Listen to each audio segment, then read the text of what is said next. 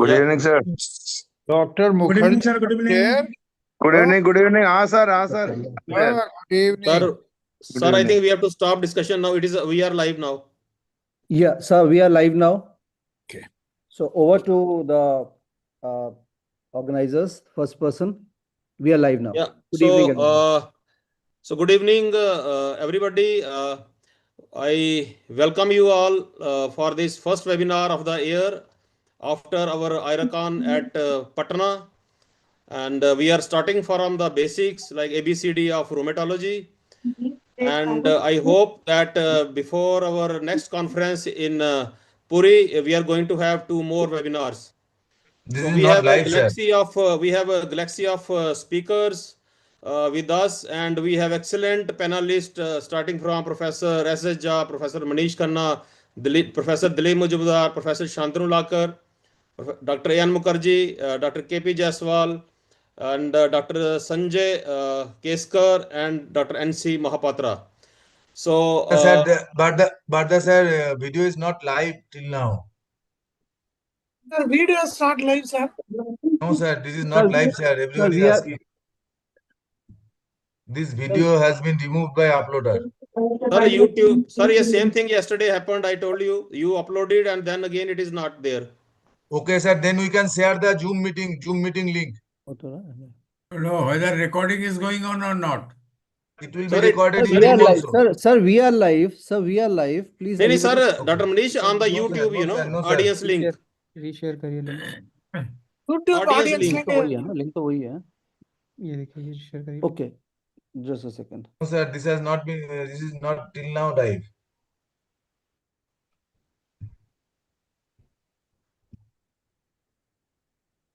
Or we can share the Zoom link if it is not possible in YouTube. No, Zoom Sir, meeting. I've sent a. No, issue is if we share now, how many people will join? That's the problem.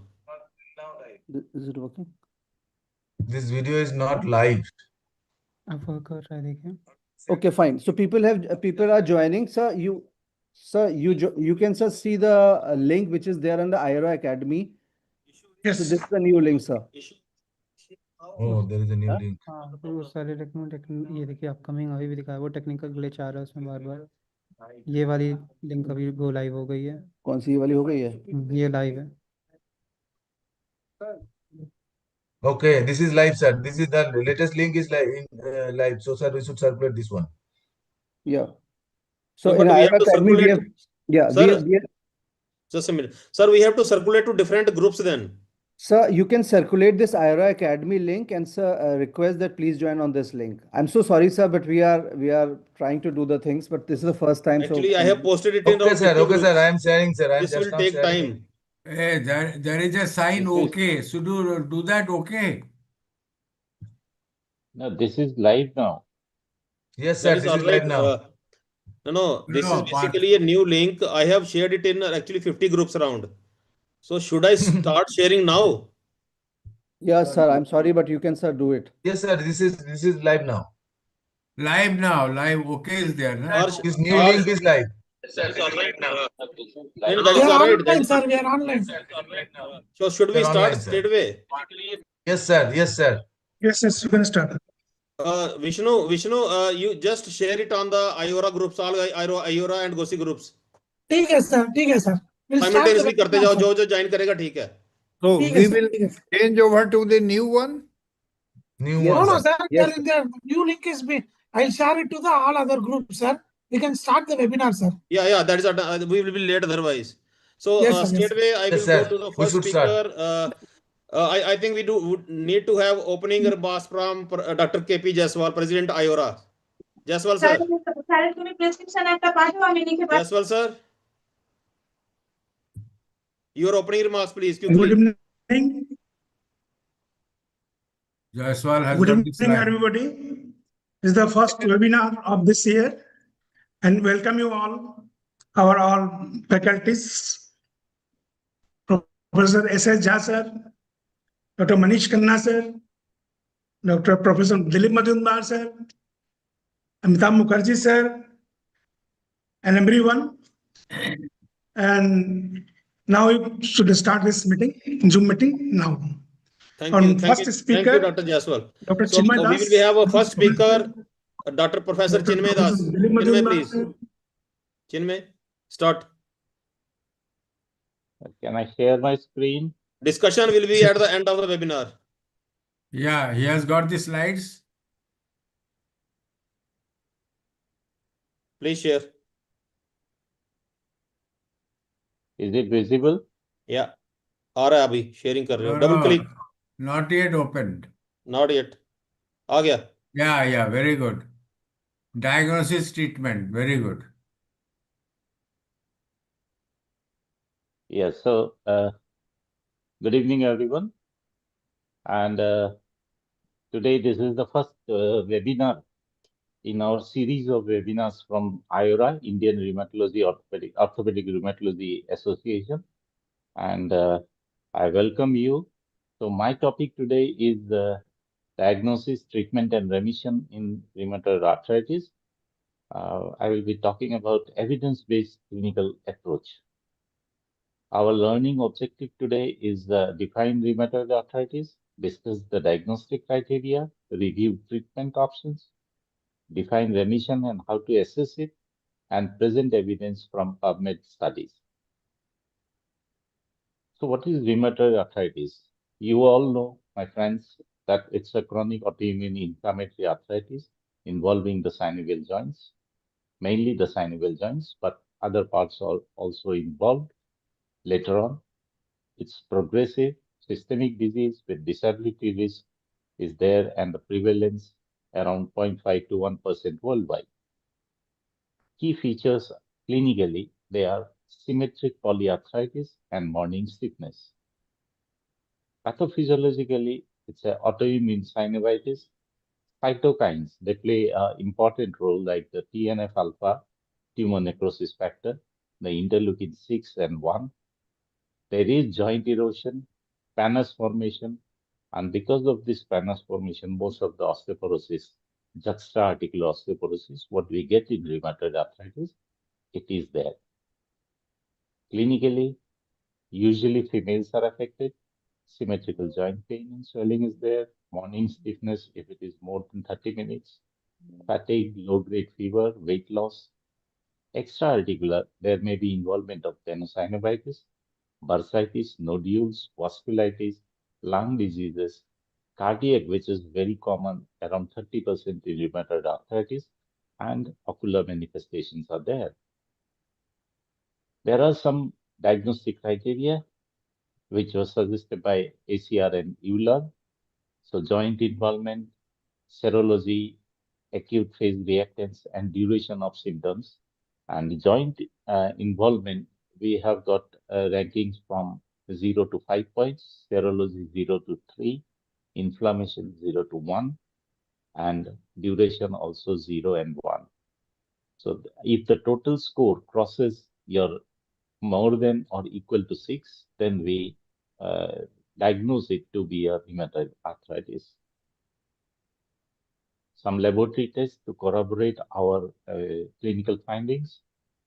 Rheumatoid factor may be positive, but it is not that specific. Anti-CCP antibodies, these are highly specific, around 88%. And ESR and CRP, these are indicators of your present and long-lasting inflammation. Imaging techniques are there where you, in X-rays, you can see the erosion, joint space narrowing, the osteoporotic, juxta-articular osteoporosis, ultrasound, synovitis, power Doppler can be done. In MRI, you get the bone edema, which is the earliest finding you get in MRI, bone edema and early changes in rheumatoid arthritis. So what are our treatment goals? First is the relief of symptoms, prevent joint damage, maintain quality of life. That is very important because this is a disease, it's a chronic disease. So the quality of life is very much deteriorated, and achieve remission or low disease activity. So there is a lot of drugs are there for rheumatoid arthritis, but the game changer is methotrexate, which came into play in the 1980s when people started using methotrexate as anti-rheumatic drug. And thereafter, there is no looking back because methotrexate is the cornerstone of the therapy, and it has changed the outlook how we perceive rheumatoid arthritis. Traditional DMARDs, methotrexate, azathioprine, cyclophosphamide, cyclosporine, chloroquine, hydroxychloroquine, sulfasalazine, leflunomide, gold salt, and penicillamine are there. Our next speaker, he will be going more details on the conventional DMARDs. Then biological DMARDs are also there, where the anti-TNF agents, anti-TNF antagonists like your infliximab, etanercept, adalimumab is there, interleukin 6 inhibitors, tocilizumab, then B-cell depletion agents, depleters, rituximab or methylprednisolone, which is also a B-cell depleter. So we will be going in details on these drugs by our consequent speakers. Then came in the 2010. In 2010, JAK inhibitors came into the picture. These are small molecules, and we will having the detailed lecture on JAK inhibitors, of which tofacitinib is the advantage of this JAK inhibitors is it can be taken orally and a very small dose like 5 milligram BD or 11 milligram OD. Tofacitinib is widely used nowadays, but we have baricitinib, upadacitinib, filgotinib, aborocitinib, ruxolitinib, pasritinib, ritelicitinib. These are newer drugs and these are evolving. Day to day, they are evolving. The strategy to treat rheumatoid arthritis is treat to target, which is suggested by Euler and ACR guidelines. So regular disease activity monitoring should be there. Adjust therapy if no improvement is there by 3 months. And your aim is remission or low disease activity. Euler recommendations for the rheumatoid arthritis with synthetic and biological disease modifying agents. These are latest guidelines are from 2022 updates are there. So there they have said that we have to start with methotrexate, and methotrexate is the cornerstone drug for rheumatoid arthritis, and it has to be used in all cases of rheumatoid arthritis. And if there are poor prognostic factors are present and methotrexate is not responding, so it can be used alone or it can be used with other conventional DMARDs. And if they are fail to give any result by 3 months, then we can go for your JAK inhibitors if the poor prognostic factors are present. So the recommendations by ACR and the Euler guidelines are the therapy should be started as soon as the diagnosis of rheumatoid arthritis is made. Aimed is to reach a target of sustained remission or low disease activity patients. Monitoring should be frequent, which is very important. Every 1 to 3 months, monitoring should be there. Methotrexate, again, I am emphasizing it. Methotrexate should be the part of the first treatment strategy. And when there is contraindication of methotrexate in patients, you can go for other conventional drugs like leflunomide, sulfasalazine, hydroxychloroquine. These are also effective drugs. Short-term glucocorticoid, short-term, again, I'm stressing on this word short-term glucocorticoid may be considered when initiating or changing conventional drugs, but it should be tapered as rapidly as clinically feasible. If the treatment target is not achieved by first conventional DMARD, in the absence of poor prognostic, other conventional DMARDs should be considered. If the poor prognostic factors are present, then biological DMARDs or targeted DMARDs can be used. Biological DMARDs and targeted DMARDs should be combined with a conventional DMARD. Usually it is combined with methotrexate. biological demand and targeted demands. If they fail, then treatment with another biological demand or targeted demand should be considered. Because as you know, in TNF inhibitor therapy, if it has failed, then you can go for another TNF inhibitor drug. Persistent remission after having tapered glucocorticoids.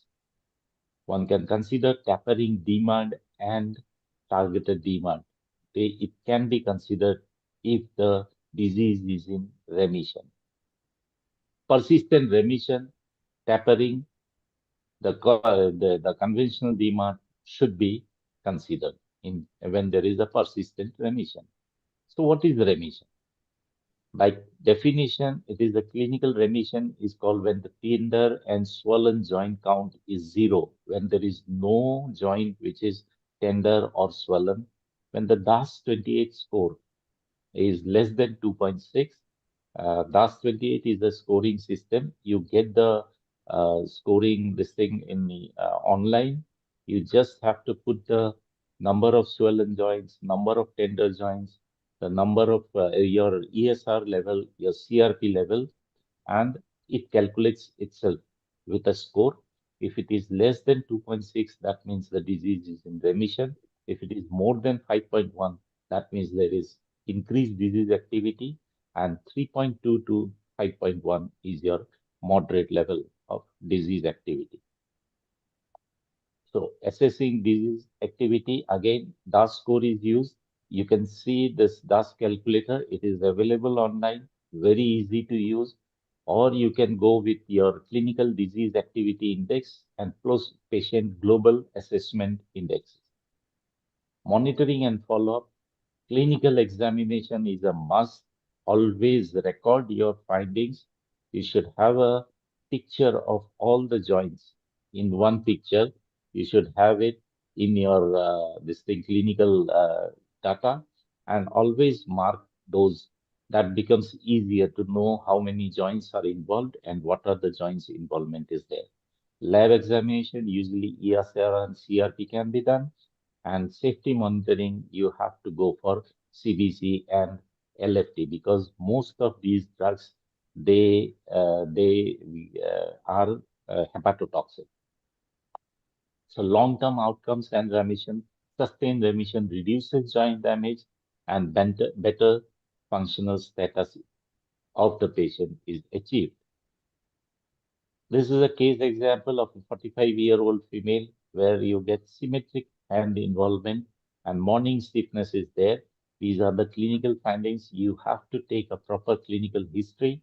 The rheumatoid factor was positive, anti-CCP positive, elevated CRP is there. That means inflammation. As you can see in the clinical picture on this side, there is this thing. You can make out the swelling around the joints, and the initial treatment was given methotrexate with folate, and follow-up was done after 3 months. Because of the initial diagnosis of the patient, there was a reduction in the DAS score, and we adjusted the therapy.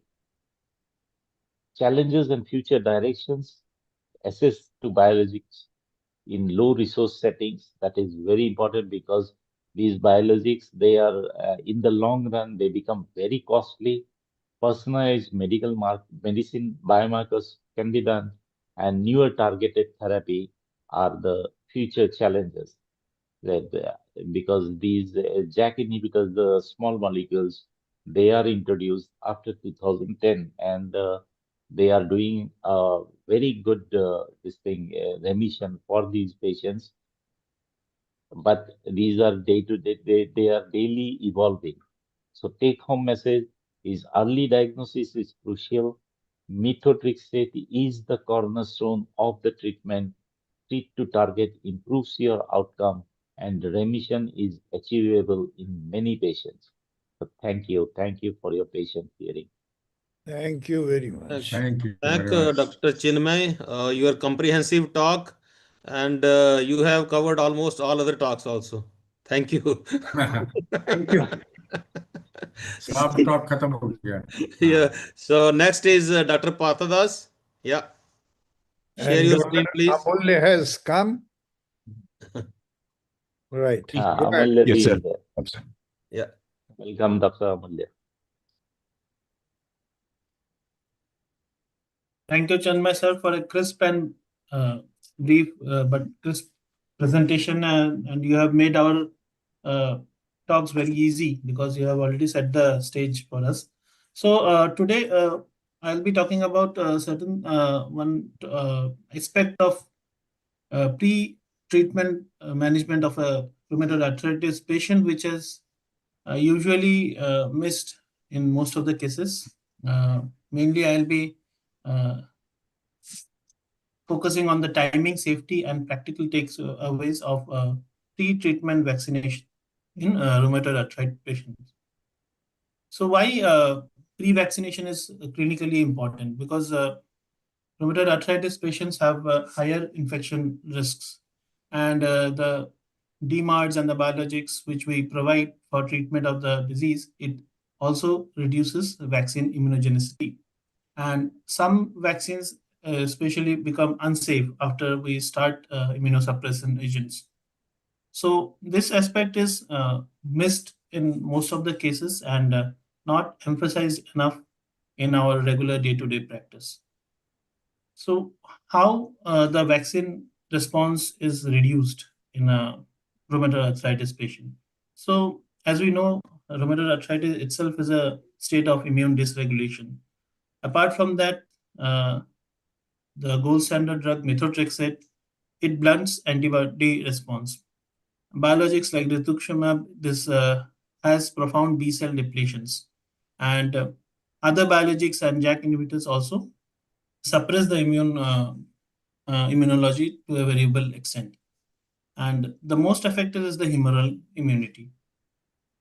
So, what is the guidelines and what are the consensus as per EULAR 2019 and ACR 2022?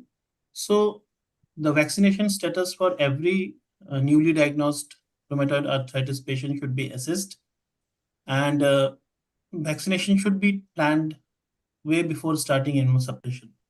If the patient is in a lot of aggressive disease, then we should not delay the urgent treatment of RA, but we have to plan our vaccinations accordingly. And but obvious we have to prioritize vaccination before starting methotrexate, rituximab, or other biologics. So coming to what vaccines that matter most in rheumatoid arthritis patients, strongly recommended pre-vaccinations are influenza, pneumococcal, recombinant, zoster, and COVID-19. And some live vaccines which are conditionally recommended is live zoster and MMR. So what is the timing? When should we start? So, or when should we give? So for non-live vaccines, 2 weeks period is good enough. We should start it at least 2 weeks before therapy. Live vaccines, minimum period is more, should be started at least 4 weeks before starting any biologics or JAK inhibitors. For rituximab also, we should start vaccinations at least 4 weeks before starting the first infusion of rituximab. The three principle which we always need to remember is earlier the better.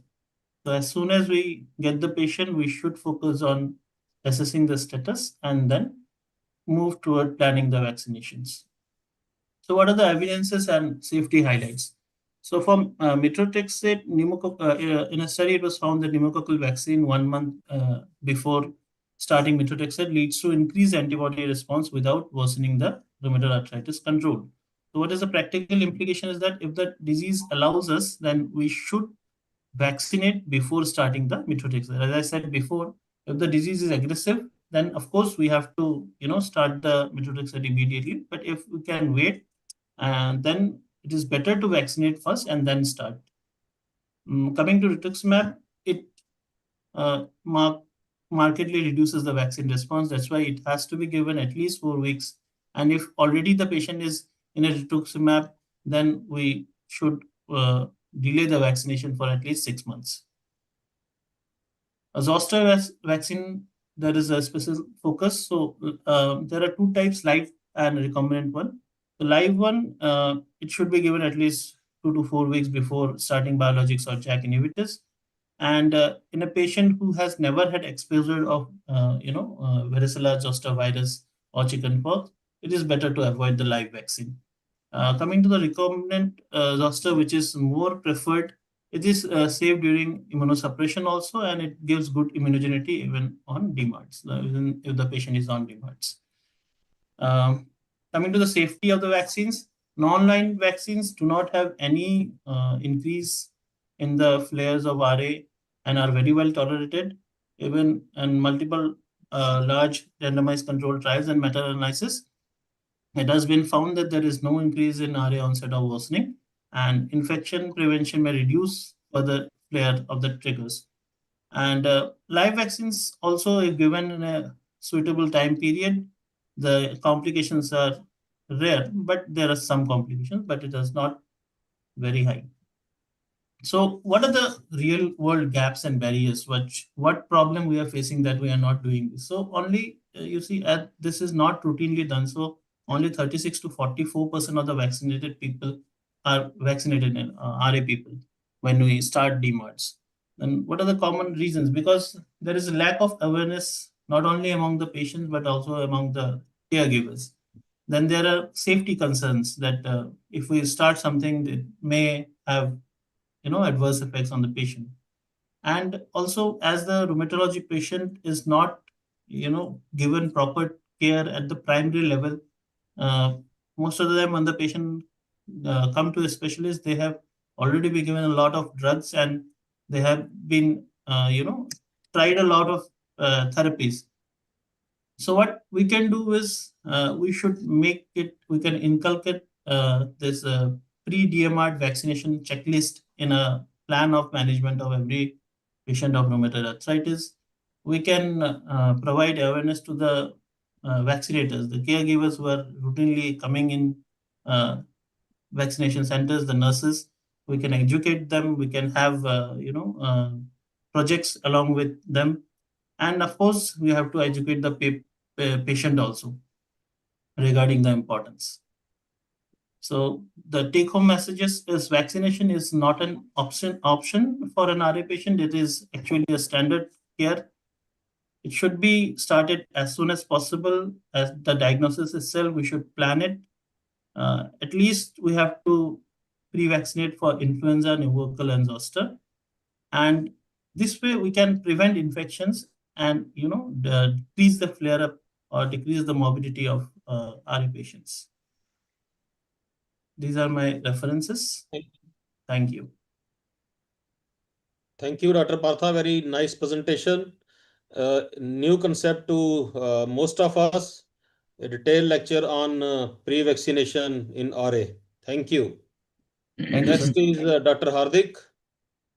Yes, sir.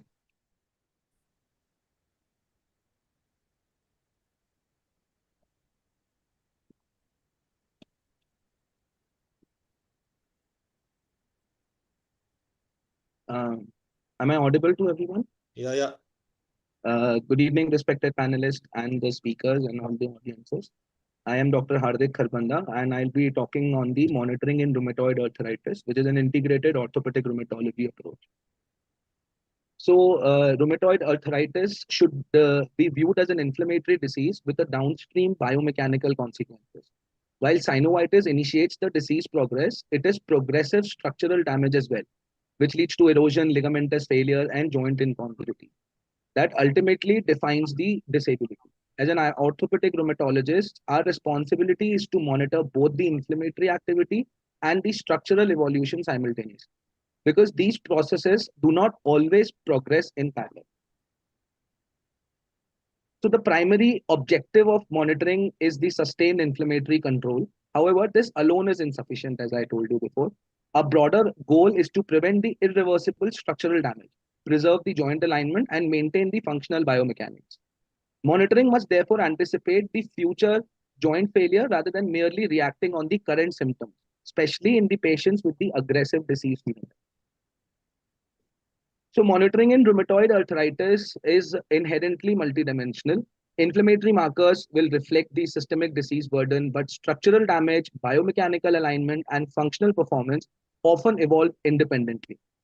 So treatment-related complications will further influences the long-term outcomes of the patient. Therefore, the comprehensive monitoring strategy with which will integrate all of these domains rather than just relying on the single parameter is the most important thing in the rheumatoid monitoring. Coming to the clinical monitoring, which is an integrated perspective. So differentiating inflammatory pain from the mechanical pain is very critical, as mechanical pain often reflects the cartilage loss, malalignment, and instability, and whereas the inflammatory pain will be corresponding by the synovitis. For example, in hand and knees or wrist, there are ulnar drift, subluxation, or wrist collapse pattern, or valgus deformity of the knee. These all has to be monitored before it occurs in the irreversible pattern. Coming to the monitoring of the disease activity clinically, as before speakers, respected doctors have already told you about all this, but tender and swollen joint counts provides the valuable information regarding the active inflammation, but must be interpreted very cautiously because disease may appear clinically quiescent while destructive process continue at the selected joint. Symmetrical distribution and fluctuation of the symptoms with therapy changes offer insight into the disease behavior and treatment response. Erythrocyte sedimentation rate and CRPs again will reflect the systemic inflammatory burdens, but it has a poor correlation with the joint destruction. Rheumatoid factor and anti-CCP antibodies will predict the erosive and the aggression of the disease, whereas routine safety monitoring, which includes the hematological, hepatic, renal parameters, should always be done. I would also like to mention here that several conventional systemic DMARDs can cause bone marrow suppression, like methotrexate overdose or impaired clearance may result in acute thrombocytopenia or pancytopenia, which has to be monitored very cautiously. Coming to the imaging, which is the central pillar for the rheumatoid monitoring. So imaging provides the objective documentation of the disease progression and is often very reliable than the clinical parameters. So serial imaging should be administered, which is a radiographical and shows the structural progression and the disintegrity of the joint. Coming to the plain radiographs, as we all know that we'll see the joint line space narrowing, marginal erosion, subchondral bone loss, and we also have to measure on the radiograph the alignment, the load axis, and the progressive deformity of the joint. Because the radiographic damage often lags behind the clinical symptoms. MRI in rheumatoid arthritis monitoring will definitely tell us about the early erosive disease and bone marrow edema, whereas we also can evaluate the tendon integrity, ligamentous involvement, and which also prevents the structural damage even in the low clinical activity state. Coming to the monitoring, the structural damage monitoring, that is clearly depends on the progression of the erosion despite controlled inflammation. The structural damage represents the cumulative disease burden and is largely irreversible. Progressive erosion, joint incongruity, subluxations, and secondary arthritis will reflect the failure of both bone and soft tissue. Importantly, the structural integrity progression may occur despite the biomechanical or clinical remission. This is again important. So deformity alters joint biomechanics, as we all know, which leads to abnormal load distribution and accelerated cartilage wear. The valgus deformity of the knee will increase the lateral compartmental stress, whereas the wrist collapse will also cause the tendon imbalances. So monitoring deformity progression is as important as monitoring inflammation. As Dr. Chinmay sir has already mentioned about the various scores, I would just like to repeat it. That the disease activity score 28, SDAI, CDI scores, with these will guide the medical therapy adjustments. These scores emphasizes the inflammatory parameters, but do not reflect the mechanical instability, deformity, or any joint failure, which will further require the reconstructive process. Further functional assessment tools such as health assessment questionnaires or WOMAC scores can be again be measured for the monitoring of the disease. And declining functional score may occur despite the disease remission. So functional deterioration will reflect the cumulative structural damage of the joint. Coming to the monitoring of the long-term drug therapy, the long-term use of biological DMARDs and the targeted synthetic DMARDs will influences the infection risk, the bone quality, and the healing capacity. Chronic corticosteroid exposure will also lead to osteoporosis and muscle weakness.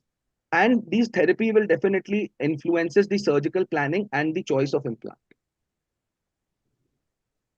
Coming for the rheumatoid drug monitoring infection and safety checklist, the TB screening has to be a very important part. Viral reactivation risk, the risk of herpes reactivation is very common after rheumatoid drugs, that is biologicals or synthetic drugs. And baseline and periodic lab values should also be monitored. Coming to again an important part which we often miss in the rheumatoid arthritis is the cervical. That is the atlantoaxial stability, which is very asymptomatic initially. And serial radiographs and MRIs will have to be advised to see any instability in the joint. Also, if there is cervical involvement, there has to be a monitoring for anesthesia planning, the surgical position, and again, a neurological risk will be higher in these patients. Monitoring tendons and soft tissues are again very important. With, for example, extensor tendon attenuation and rupture, flexor tenosynovitis, ligamentous laxicity, or soft tissue failures, which will definitely lead to joint destruction. Coming to rheumatoid knee, which is not just a surgical problem, but a monitoring problem, because the rheumatoid knee will progressively progress as a valgus deformity, medial collateral ligament attenuation, PCL incompetence, and flexure contractures, which will again make the surgical process little tedious. Coming to rheumatoid hip, which is silent but structurally aggressive. In this, there is a concentric cartilage loss, protrusio acetabuli, which leads to progressive femoral head medialization and compressive bone stock. So I would now, in the last few slides, I would just like to talk about the transition from the inflammatory to the mechanical disease, how it progresses. So a joint has the firstly presents as an active synovitis, which is followed by erosive bone loss, followed by ligamentous failure, which leads to malalignment and mechanical overload, which is again an irreversible process. So before arthroplasty, the disease activity trend should be monitored, the bone marrow density should be monitored, soft tissue balancing is very important, and deformity trajectory is again a very important part, which has to be monitored before doing any reconstructive process. Rheumatoid arthritis influences the surgical outcomes through systemic inflammation, immunosuppressions, and compromised soft tissues. Monitoring disease activity, managing immunosuppression therapy, and anticipating wound healing are the initial challenges, which is again a part of the perioperative disease monitoring. Monitoring after reconstructive surgery. So post-operative monitoring requires differentiation from the inflammatory flare or a mechanical failure. And any periprosthetic joint infection. Rheumatoid arthritis patients also remains at risk for disease progression in adjacent joint, which will definitely influence the long-term survivalship of the implant. Coming to the last slide, which is the post-arthroscopic pain evaluation.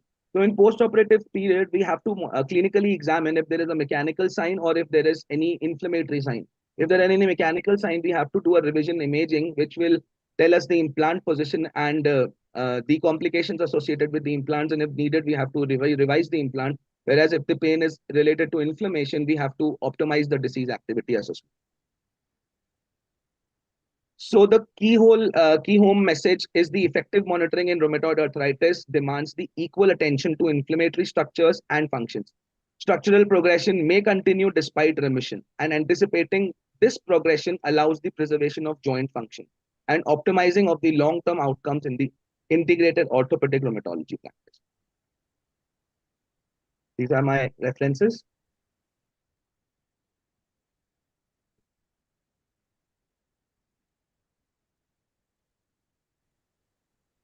Thank you for the opportunity. Yeah. Thanks, Hardik. A very elaborative talk on monitoring. Okay. So next is, I think, mine. Yes. Do you need any introduction? No, sir. No need. Let me open my computer. Yeah. So you have got a very good slides, command on 10 commandments. Yeah. I Carry on. have adjusted it. Is That visible, you sir? got your slide. हाँ, 10, visible. बड़ा कर 10 इसको, बड़ा कर ले. कर रहा हूँ सर. आ हम्म, गया. आ गया. चल, चल आगे बढ़ अभी. So, who has started okay. the 10 commandments?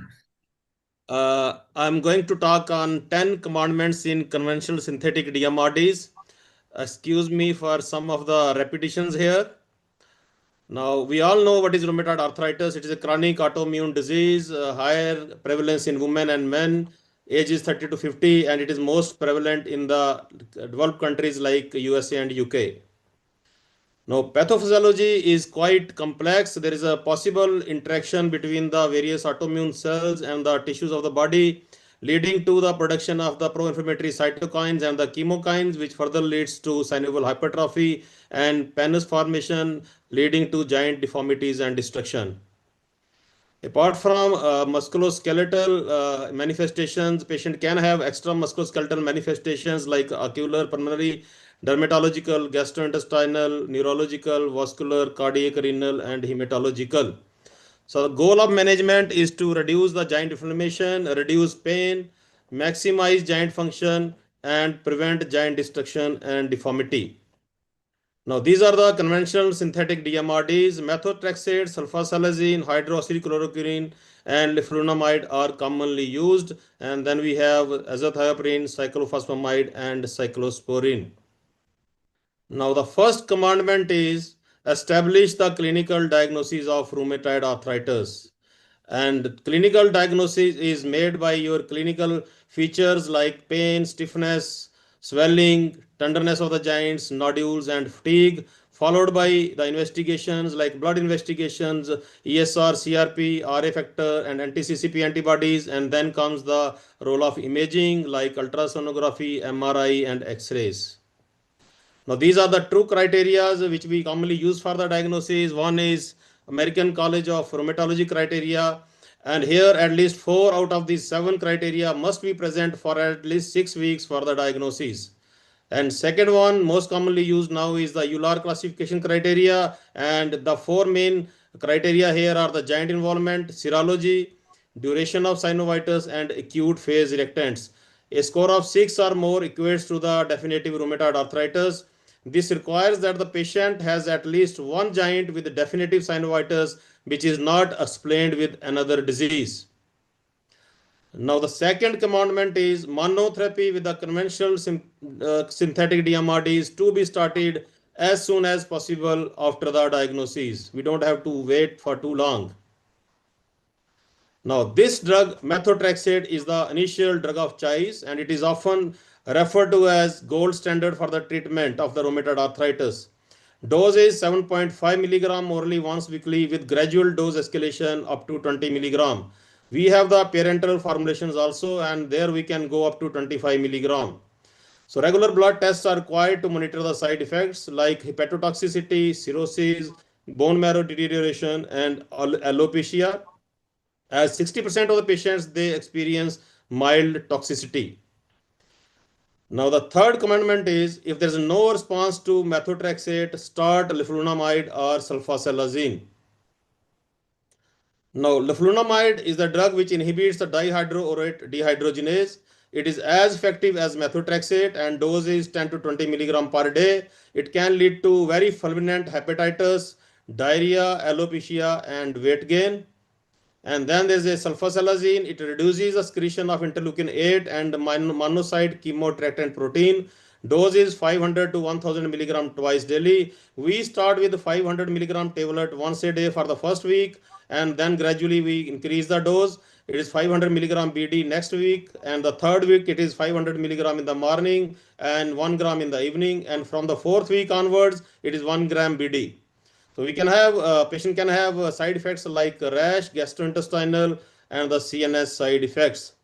Now the fourth commandment is hydroxychloroquine and sulfasalazine are conditionally recommended over the methotrexate in low disease activity patients, and this is recommended in the ACR guidelines 2021. Hydroxychloroquine decreases the secretion of pro-inflammatory cytokines. It can cause bullseye retinopathy. Hence, ophthalmological examination should be done twice in a year, and dose should not exceed 5 milligram per kg per day. Before I go to the fifth commandment, the methotrexate and the leflunomide, they are contraindicated in pregnancy and lactation. Okay. The methotrexate should be stopped 6 weeks before the conception, and leflunomide should be stopped around 2 years before the conception. But sulfasalazine and hydroxychloroquine are considered safe in pregnancy. And these four drugs, they can be continued in the perioperative period as per the new guidelines.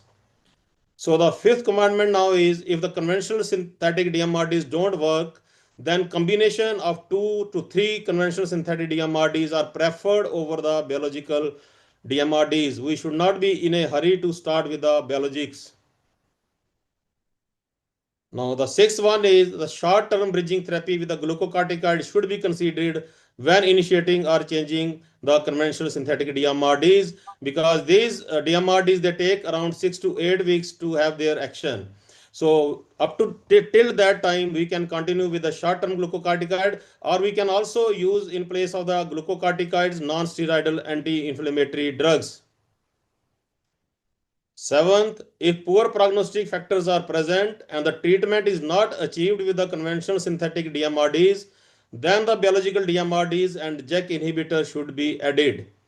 Poor prognostic factors include high level of rheumatoid factor and anti-CCP antibody, high disease activity, early giant damage, or failure of more than 2 conventional DMRDs. Eighth one is monitoring should be frequent in the active disease discussed elaborately by Dr. Hardik. I'm not going into the details of this. Ninth one is, if improvement is seen at 3 months, continue the treatment with focus on dose reduction on sustained remission. So we should continue these conventional DMRDs at least for 3 months before we take the next step, that is increasing the adding conventional synthetic DMRDs or changing to the biologics. Last one is the gradual discontinuation of the DMRDs is preferred.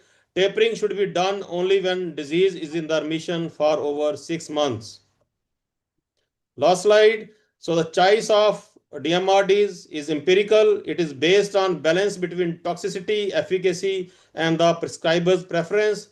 We start with the monotherapy and gradually we keep on adding, and we have to watch for the side effects. Thank you. Right. Rajesh, you have played within safe corridor. Well, and you have rightly coined all the 10 commandments. Well, it will be open for discussion. Move on to the next speaker. Thank you. Right. Next is Chinmay. No, not Chinmay. Dr. Amule is here, sir? Yes, sir. Oh, I'm here. Welcome, Dr. Yes, Amule. sir. Welcome. Thank you so much, sir. Yeah, please. Thank you so much, sir. Thank you for giving me time here. I'm sorry that I joined about 5 minutes only late. Almost Dr. Chinmay had started and I joined it. So almost I went to most of the presentation as such. And when you talk about this webinar, very comprehensive webinar, I will say, lots have been discussed and some of my points will be naturally covering again whatever you people have already said. I'm blessed that I've heard most of the topic as such. So what I want to say about rheumatoid arthritis, what are the 10 commandments of success when you are using biological as such? So when you are using biologicals, then we have to go through the algorithm. What is this algorithm? Algorithm is that first is what Dr. Professor Chinmay said, you have to clear-cut diagnose rheumatoid arthritis. When you're oversure that your diagnosis is correct, then you start with the conventional synthetic DMRDs. Lots have been said again on even the 10 commandments of conventional synthetic DMRDs. And of course, we have to start with methotrexate, what has been elaborated very clearly. When there is an inadequate response after 3 to 6 months, then optimize or combine with other conventional synthetic DMRDs. What was one of the commandments of Dr. Rajesh Gupta, Professor Rajesh Gupta, sir? If it is a persistent or moderate high disease activity, then only our start biological DMRTs. Means there's a last in our algorithm. Biologics, first we have to go on thinking about our conventional, go on combining it, one combination, second combination. If we are not getting a good result, then you think of biologicals. But if it is very, very aggressive, then literatures have already said you can start as a first line of treatment, becoming doubly sure that there is no other way out. You cannot go on waiting for another 3 months or so in very aggressive disease. Now coming to this commandant one, ACR Euler criteria, you have to diagnose it. Exclude the mimics. There can be so many diseases which mimic like rheumatoid arthritis, and also assess the activity store as such. So target population, what has been elaborated, DAS 28 greater than 3.2 or 4.1 means moderate. I'm not talking about the severe. Severe, you may have to think as a first line of choice for biologicals also. In moderate or mild, you have to go for your first methotrexate. Prerequisite is that failure of at least one conventional synthetic DMRDs, typically methotrexate at maximally tolerated doses for 3 to 6 months in this moderate variety. Not, again, mind my words, is not for severe variety. Is where you have prescribed methotrexate with combination. You have waited for about 3 to 6 months. Then golden rule is that biologicals are generally add-on therapy, not initially monotherapy for early rheumatoid arthritis. Second commandment is that methotrexate is always the first line, adequate dose and duration, either oral till 15 milligram or parenteral till 25 milligram you can give, or combine it before starting the biologics. So give a good try of your methotrexate combination in maximum doses, naturally going to the side effect also profile. Then you can think of biologics. The anchor drug in biologics is methotrexate is always better than monotherapy. If you are prescribing only one biologic, methotrexate has got a added value. Why? The question arises, why methotrexate? Because methotrexate reduces the formation of anti-drug antibodies, preserving the biological's efficacy and longevity. So most of the biological you have to combine with your methotrexate. If you're not giving methotrexate, then your anti-drug antibodies may develop and the efficacy of the biologics will be shortened or lessened. Exception is only there if methotrexate is contraindicated, then tocilizumab, interleukin 6 inhibitor, has the strongest evidence for efficacy as a monotherapy. You can think in that line. Otherwise, all biological, whenever you are starting, first you should try with methotrexate, then combination, then you shift to a biologics. Which biologics will be coming one by one?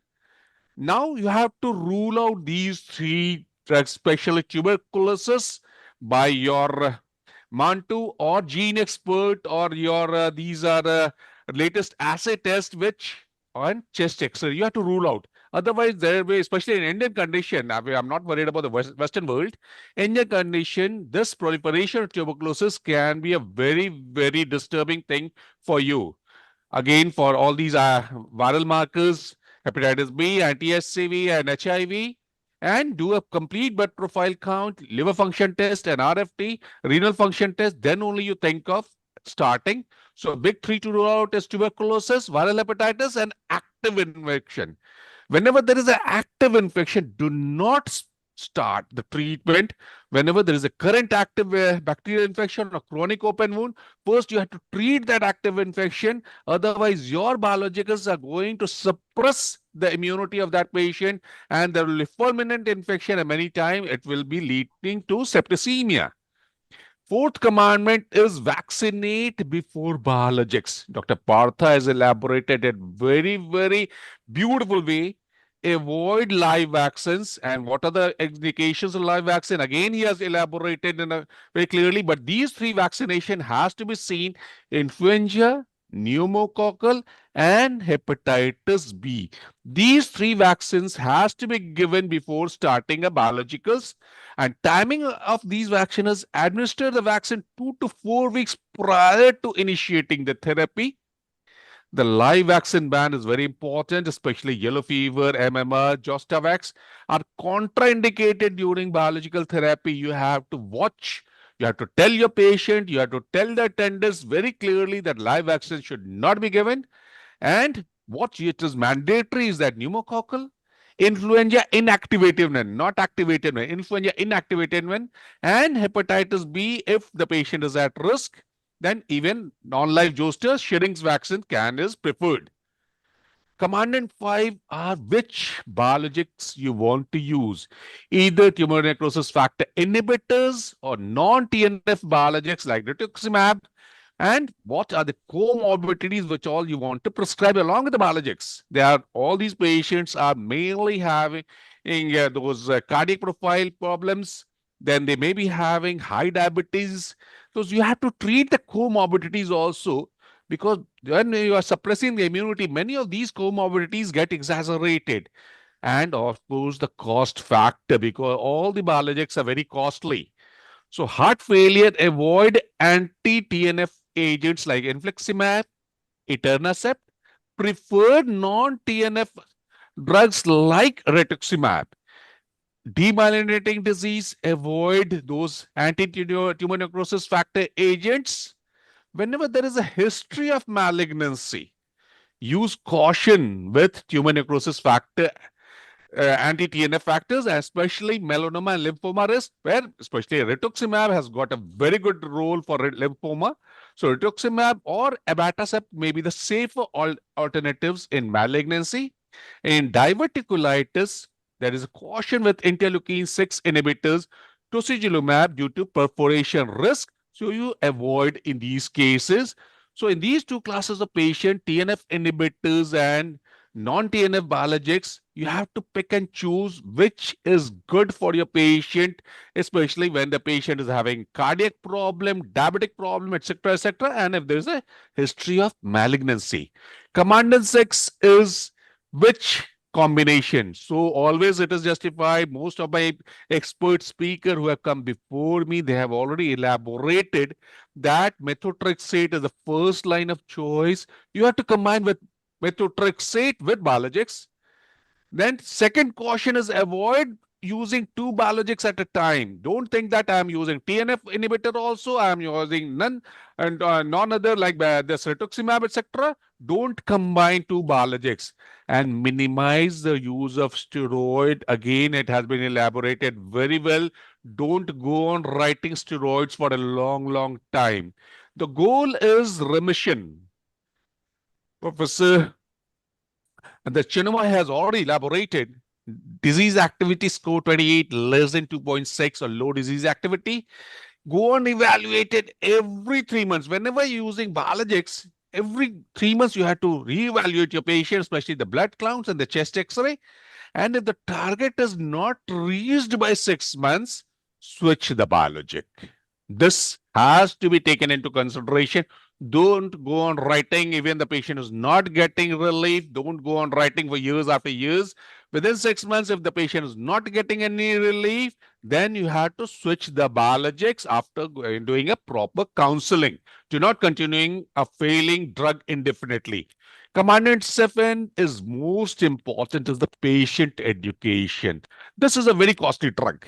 So you have to sit down with the patient, sit down with the relatives, sit down with the attendants, and try to tell everything about the disease, why this biologic is required. Because if you don't prescribe this biologics in that patient, the patient who needs it, then all those erosion of the joint will lead to final deformity, destruction of the joint, and later on you cannot do replacement of all the joints. Hip joint, shoulder joint, knee joint, okay, in our neck condition, maybe ankle joint, but there are so many joints in the body. Hold during infection. Even when the patient is having infection, you can avoid using biologics even if the next dose is there registered. Hold during infection and opportunistic infection vigilance. You have to be very careful, especially elderly population who are having cold and cough, etc. So you have to treat those opportunistic infection. Fever is an emergency. any fever in a patient on biologics is sepsis until proven otherwise. Don't think that the patient is having fever, just having paracetamol. You will cut down the temperature, bring down the temperature. Don't give biologics at that time. Treat fever properly. 2 days, 5 days delay in biologics does not matter. But if there is infection, this will give to a fulminant effect and a sepsis can come. New onset anti-neuropathy, suspect demyelination when you are using anti-TNF agents like etanercept, infliximab, etc. You stop adalimumab, you have to stop at that time because already demyelination has started. So maybe you will be damaging most of the nerves as such. Whenever there is a persistent cough or weight loss, you have to rule out TB reactivation of fungal infection. So do a thorough checkup, tuberculosis or maybe fungal infection whenever there is a persistent cough or weight loss. Lupus-like syndrome can occur with anti-TNF, reversible upon stopping. If you stop the drug for about a month or so, lupus-like syndrome can be subsided. So you have to take everything into consideration. This is the seventh commandment. Commandment 8 is how you monitor. What has been elaborated not only by me but all the speakers, especially Professor Rajesh Gupta sir. SS at 3 to 6 months. Every 3 to 6 months, you have to mention in your prescription that the patient has to visit you. If you're not mentioning in your prescription, all those medical legal complications can occur and you will be liable in the court of law. So go on calling every 3 to 6 months, do the routine blood profile, check chest x-ray, and if required anything, then you have to go on adding that test at that time. If even the patients are not ready, please mention in your prescription. Treat to target is our aim. How you would go to remission has been elaborated already. And switch if inadequate. What I told you before, that if the response is not good in 6 months, you have to switch your whatever drugs you are prescribing, you have to switch to some other.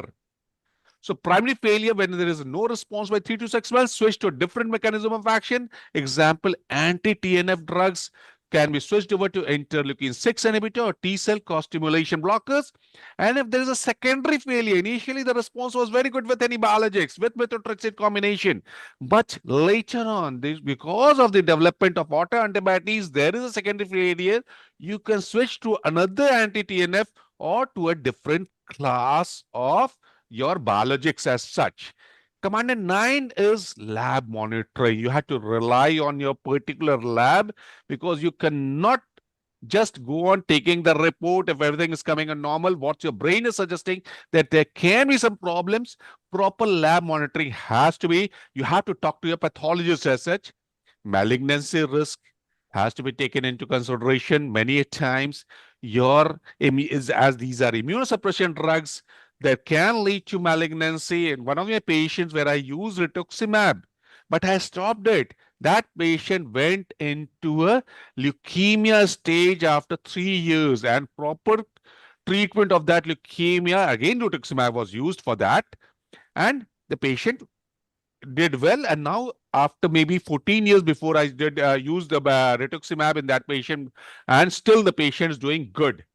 So malignancy risks you have to take into consideration, and especially pregnancy or surgery planning is the same.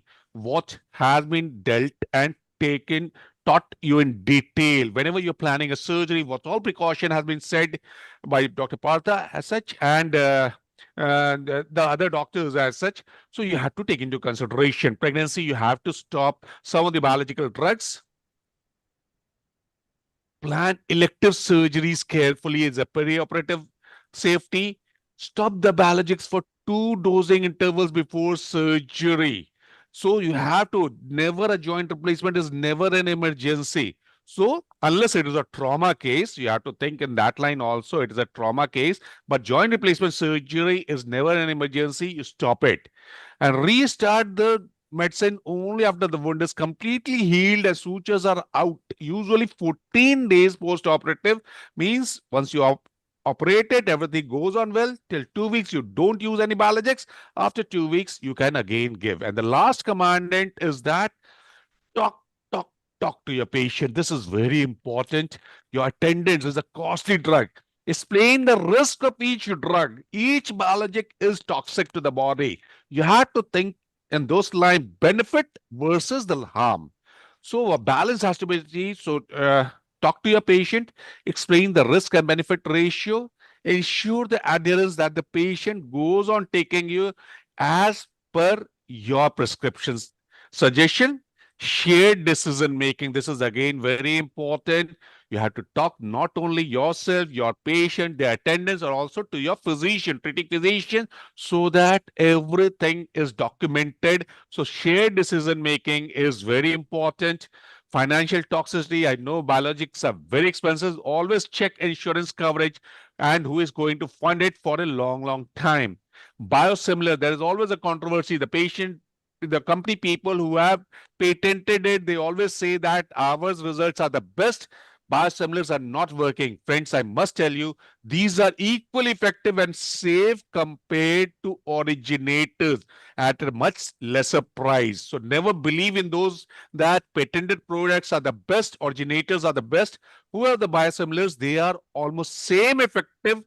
So promote their use to improve access and sustainability to healthcare system. This is going to cut down your cost, give a better compliance with the patient. The patients are going to stick to you. If the patients are having a pain-free life, they are going to stick to you for many, many long years. So finally, the take-home message is biologicals are very effective if used properly. When you start, how long you start, when to stop, you have to decide it. Screen, monitor, and educate your patient. Treat early and treat to target is our regime as per any of the conventional drugs also. But treat to target should be a plan. These are the recommendations which are followed. So using biologics and rheumatoid arthritis is a thoughtful, committed prevention to save your patients from the side effects. We don't want the side effects. Already the patient is suffering with rheumatoid arthritis, other problems, etc. So don't use biologics, overuse the biologics, so they are more damage to that patient because of the side effects. So plan everything, talk to your patient, then you start these medications. Friends, what Michael Jordan has said, talent wins game, but teamwork and intelligence wins championship. And this should be our aim, make a good team. We should talk to our own people like my team, my this physician team, my physiotherapist team, and occupational therapist team. Both, all four have to be taken into consideration along with the nursing staff. These five together helps you to build a team. Then only you can treat those rheumatoid patient in totality. Thank you so much. This is my team with whom I am working. Thank you so much. Excellent. Thanks, Amulya, for And Amulya has elaborating actually added a talk. new flavor. Yeah, you aptly justified your talk. A Thank you, sir. new flavor he has added. Very nice. So Very nice, Amulya. last talk is by our young secretary, Partha Sarthi Sarkar sir. Your turn. He has also 10 commandments. Yes, sir. everybody having 10 commandments. So, So it very is a very nice. good topic chosen by our webinar convener, Professor Rajesh Gupta sir. That is our topic is ABCD of rheumatology because Right, right. the Partha, ABCD. Partha, Partha, Yes sir. full screen please. Full screen करिएगा. नहीं, कर दिया तो sir. Screen पूरा करो. नीचे आ जाओ नीचे. नीचे देखो वहां एक. फुल स्क्रीन पे आ जाओ. एकदम नीचे नीचे. जहाँ वॉल्यूम है ना, वॉल्यूम के साथ. हाँ वॉल्यूम के साथ. अदरवाइज अमूल्य का paper was very good. Yes. And Amulya has very nice. His phonetics also very good. हुआ है अभी. पता नहीं हुआ ये. यहाँ अरे पे पर तो 70. यहाँ पर देखो ना, यहाँ पर नीचे जो है. हम तो शेयर कर दिया सर. अरे नहीं, आपको नीचे फुल स्क्रीन करना उसको पड़ेगा. Full screen. फुल स्क्रीन पे ले आइए. नीचे जो स्लाइड शो पे नीचे चला जाता है ना बड़ा. साइड है, देखो ना, एक तो वॉश बेसिन किया टाइप हुआ का है side. Sir. Below right side. हुआ सर. राइट No, साइड नीचे, राइट साइड नीचे। Continue. you हुआ है continue. क्या? You continue. चलो इसी पे चलें दो, हाँ।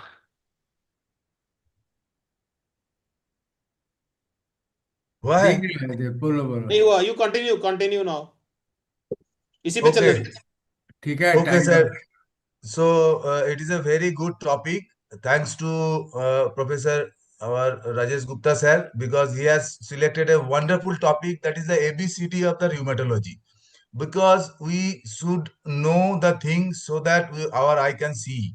So this is the thing that I have given a topic, that the TS DMRDs, the 10 commandants. So this is a very useful topic, because these are the new drugs. So we should know that what is the TS-DMRDs. These are the JAK inhibitors. These JAK inhibitors are the very important.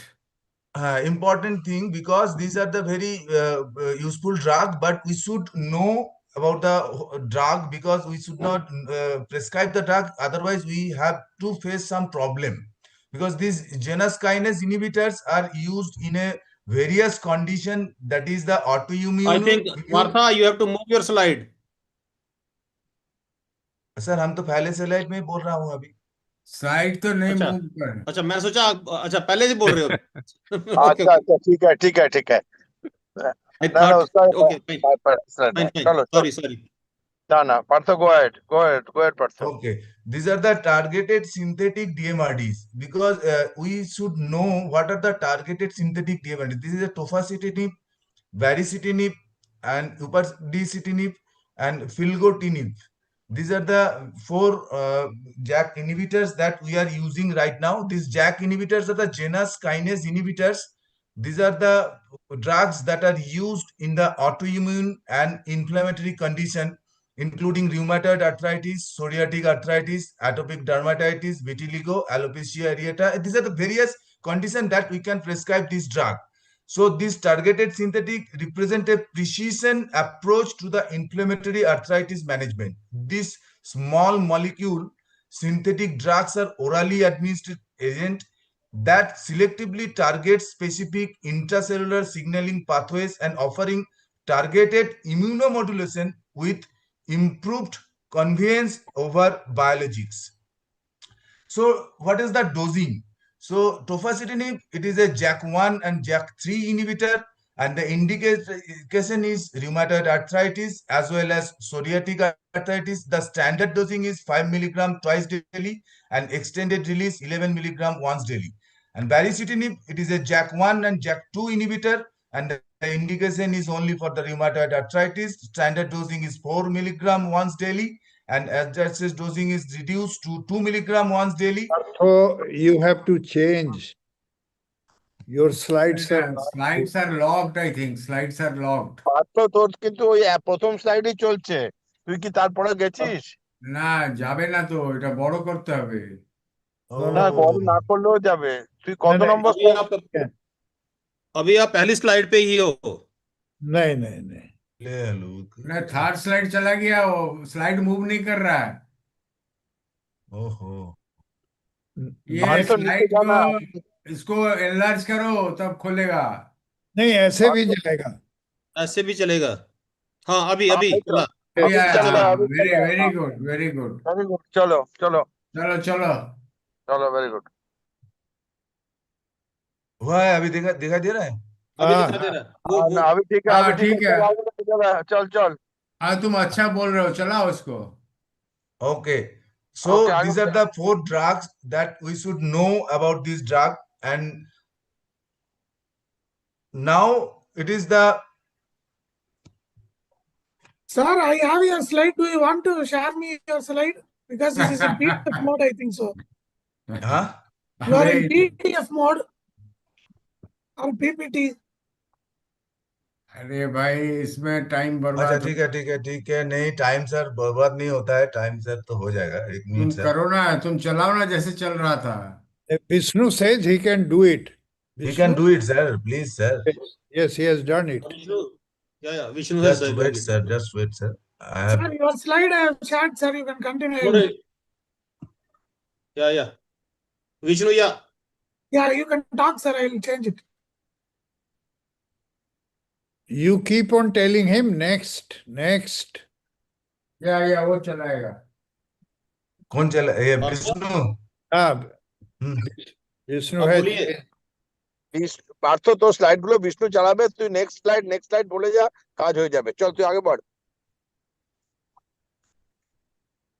Partha, আচ্ছা বলতে শুরু কর। দাঁড়ান, এত অধৈর্য হবে? না না, অধৈর্য না।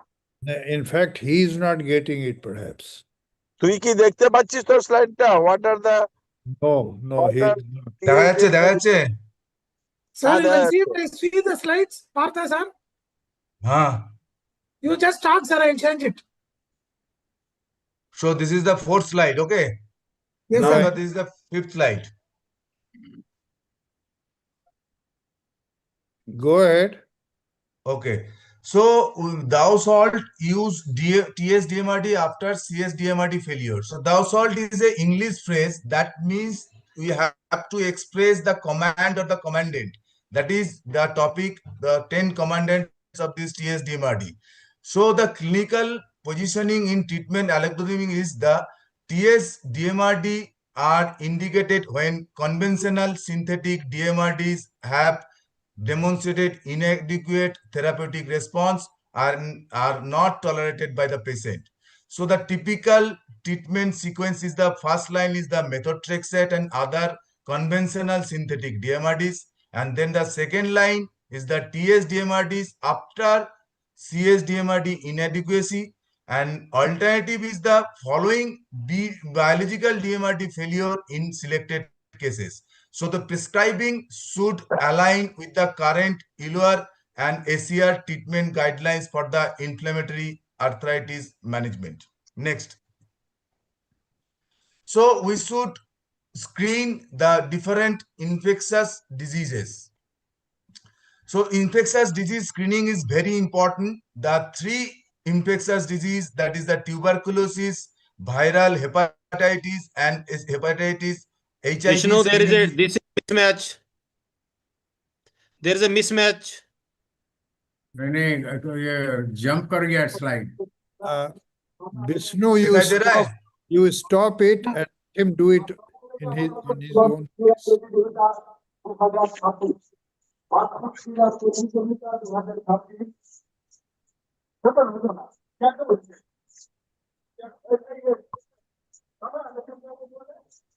स्लाइड कितना नंबर बताओ? 4 नंबर सर. 7 नंबर निकालो. 4 নম্বর বললো তো, 4 নম্বর বললো তো। 4 नंबर निकालो. हो रहा है विष्णु? ए रिक लॉक हो गया है. हाँ, there is something problem.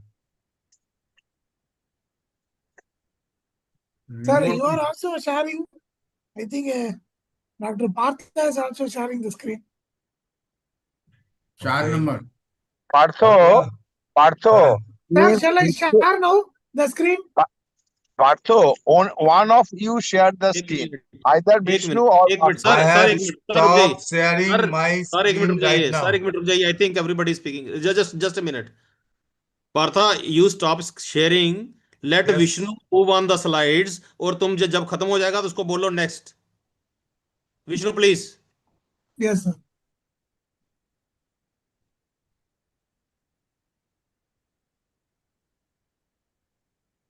Vishnu कर रहा है? कर रहा Yes, sir.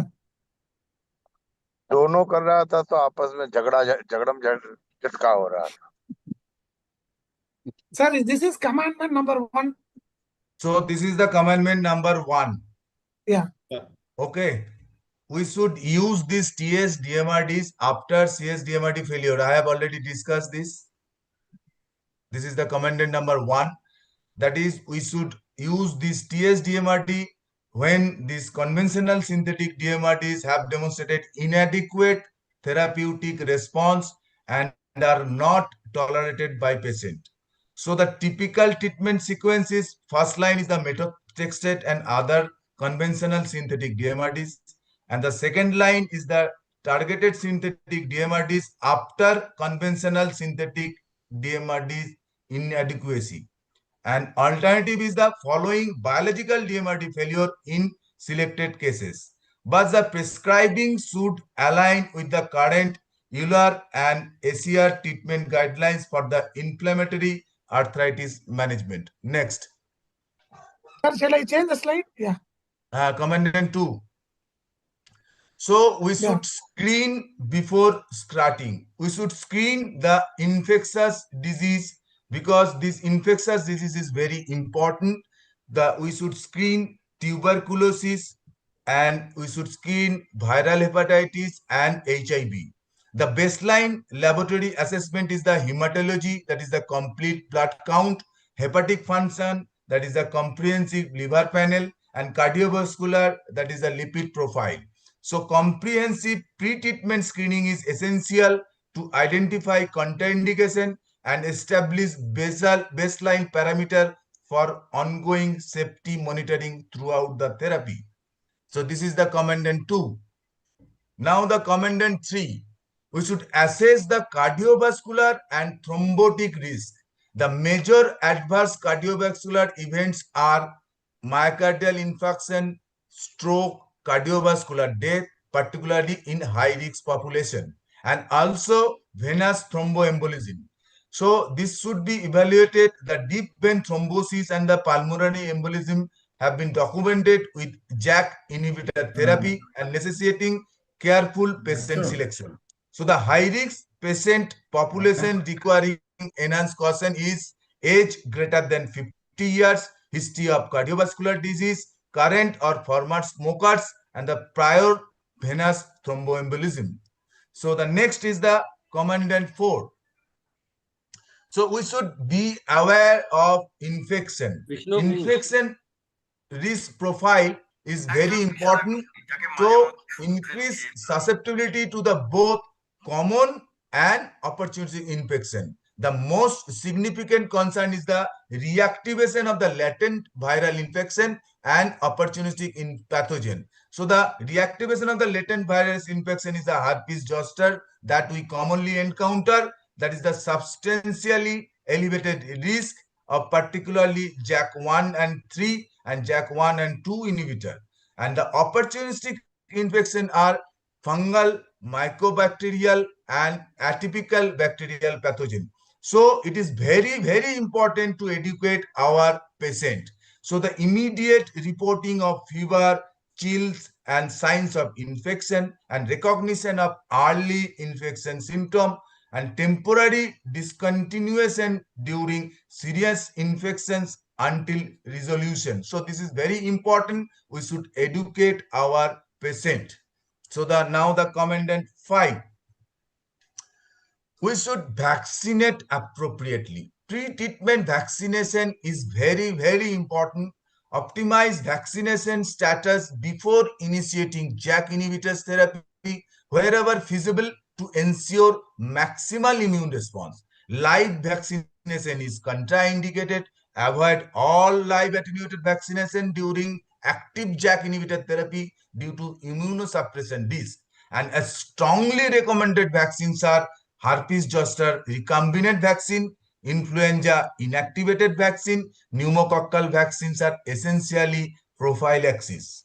The recombinant zoster vaccine is preferred over live attenuated formulation and provides critical protection given the substantially elevated herpes zoster risk with JAK inhibition. It is the commandant number 5.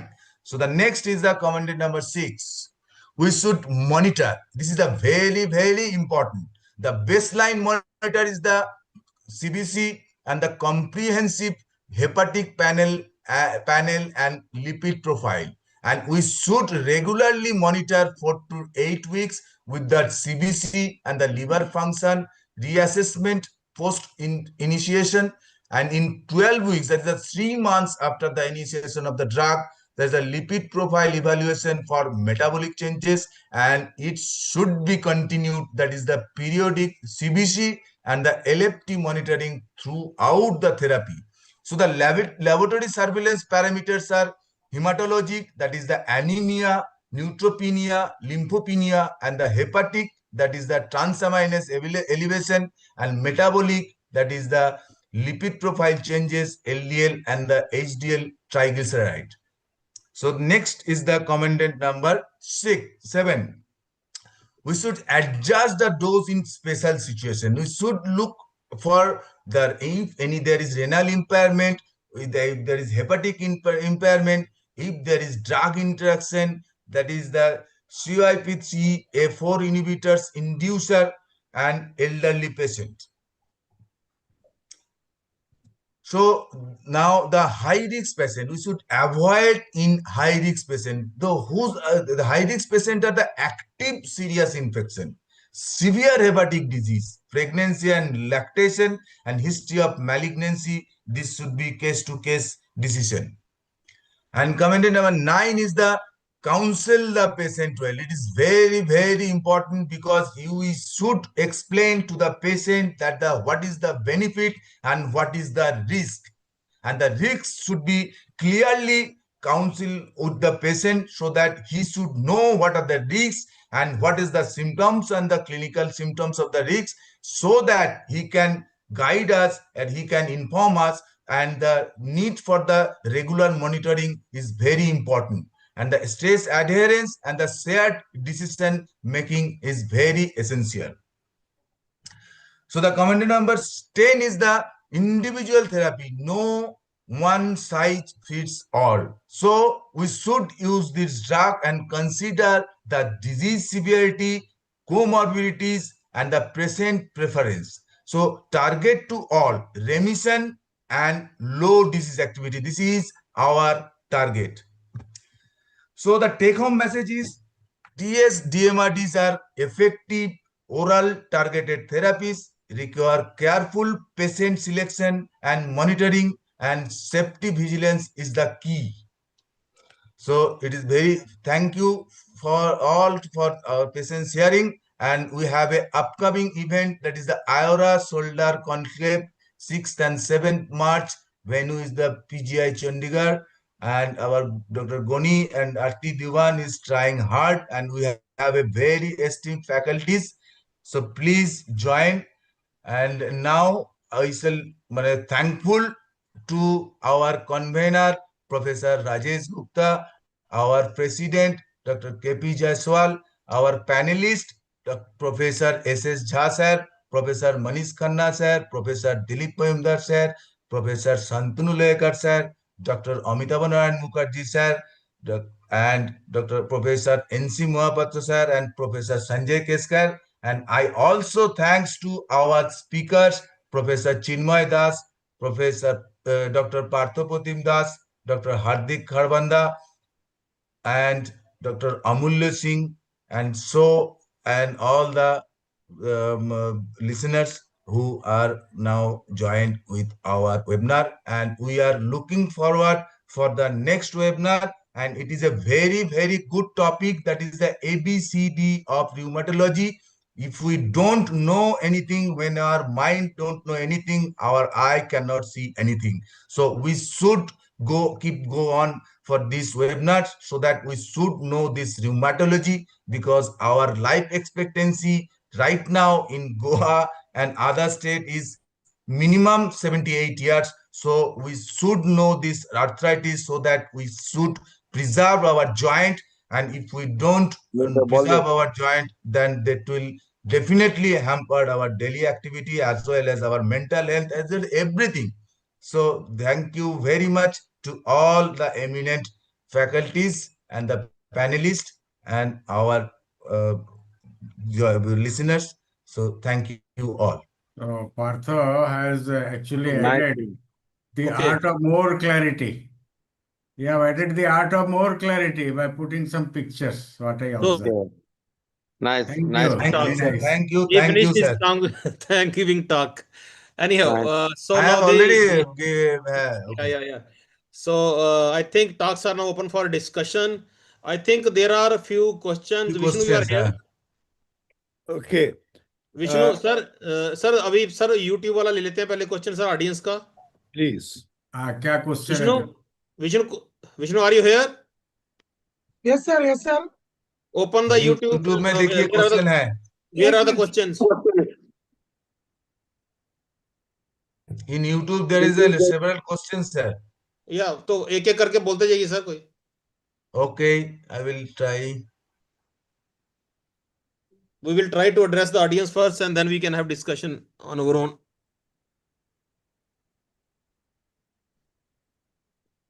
Would I read the first question, sir? Yeah, read.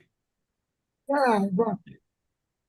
the Can first methotrexate be started in pulmonary tuberculosis case? Yes, it is your question, sir, Dr. Professor Gupta, sir. No. It is Hardik question. Infections. Okay.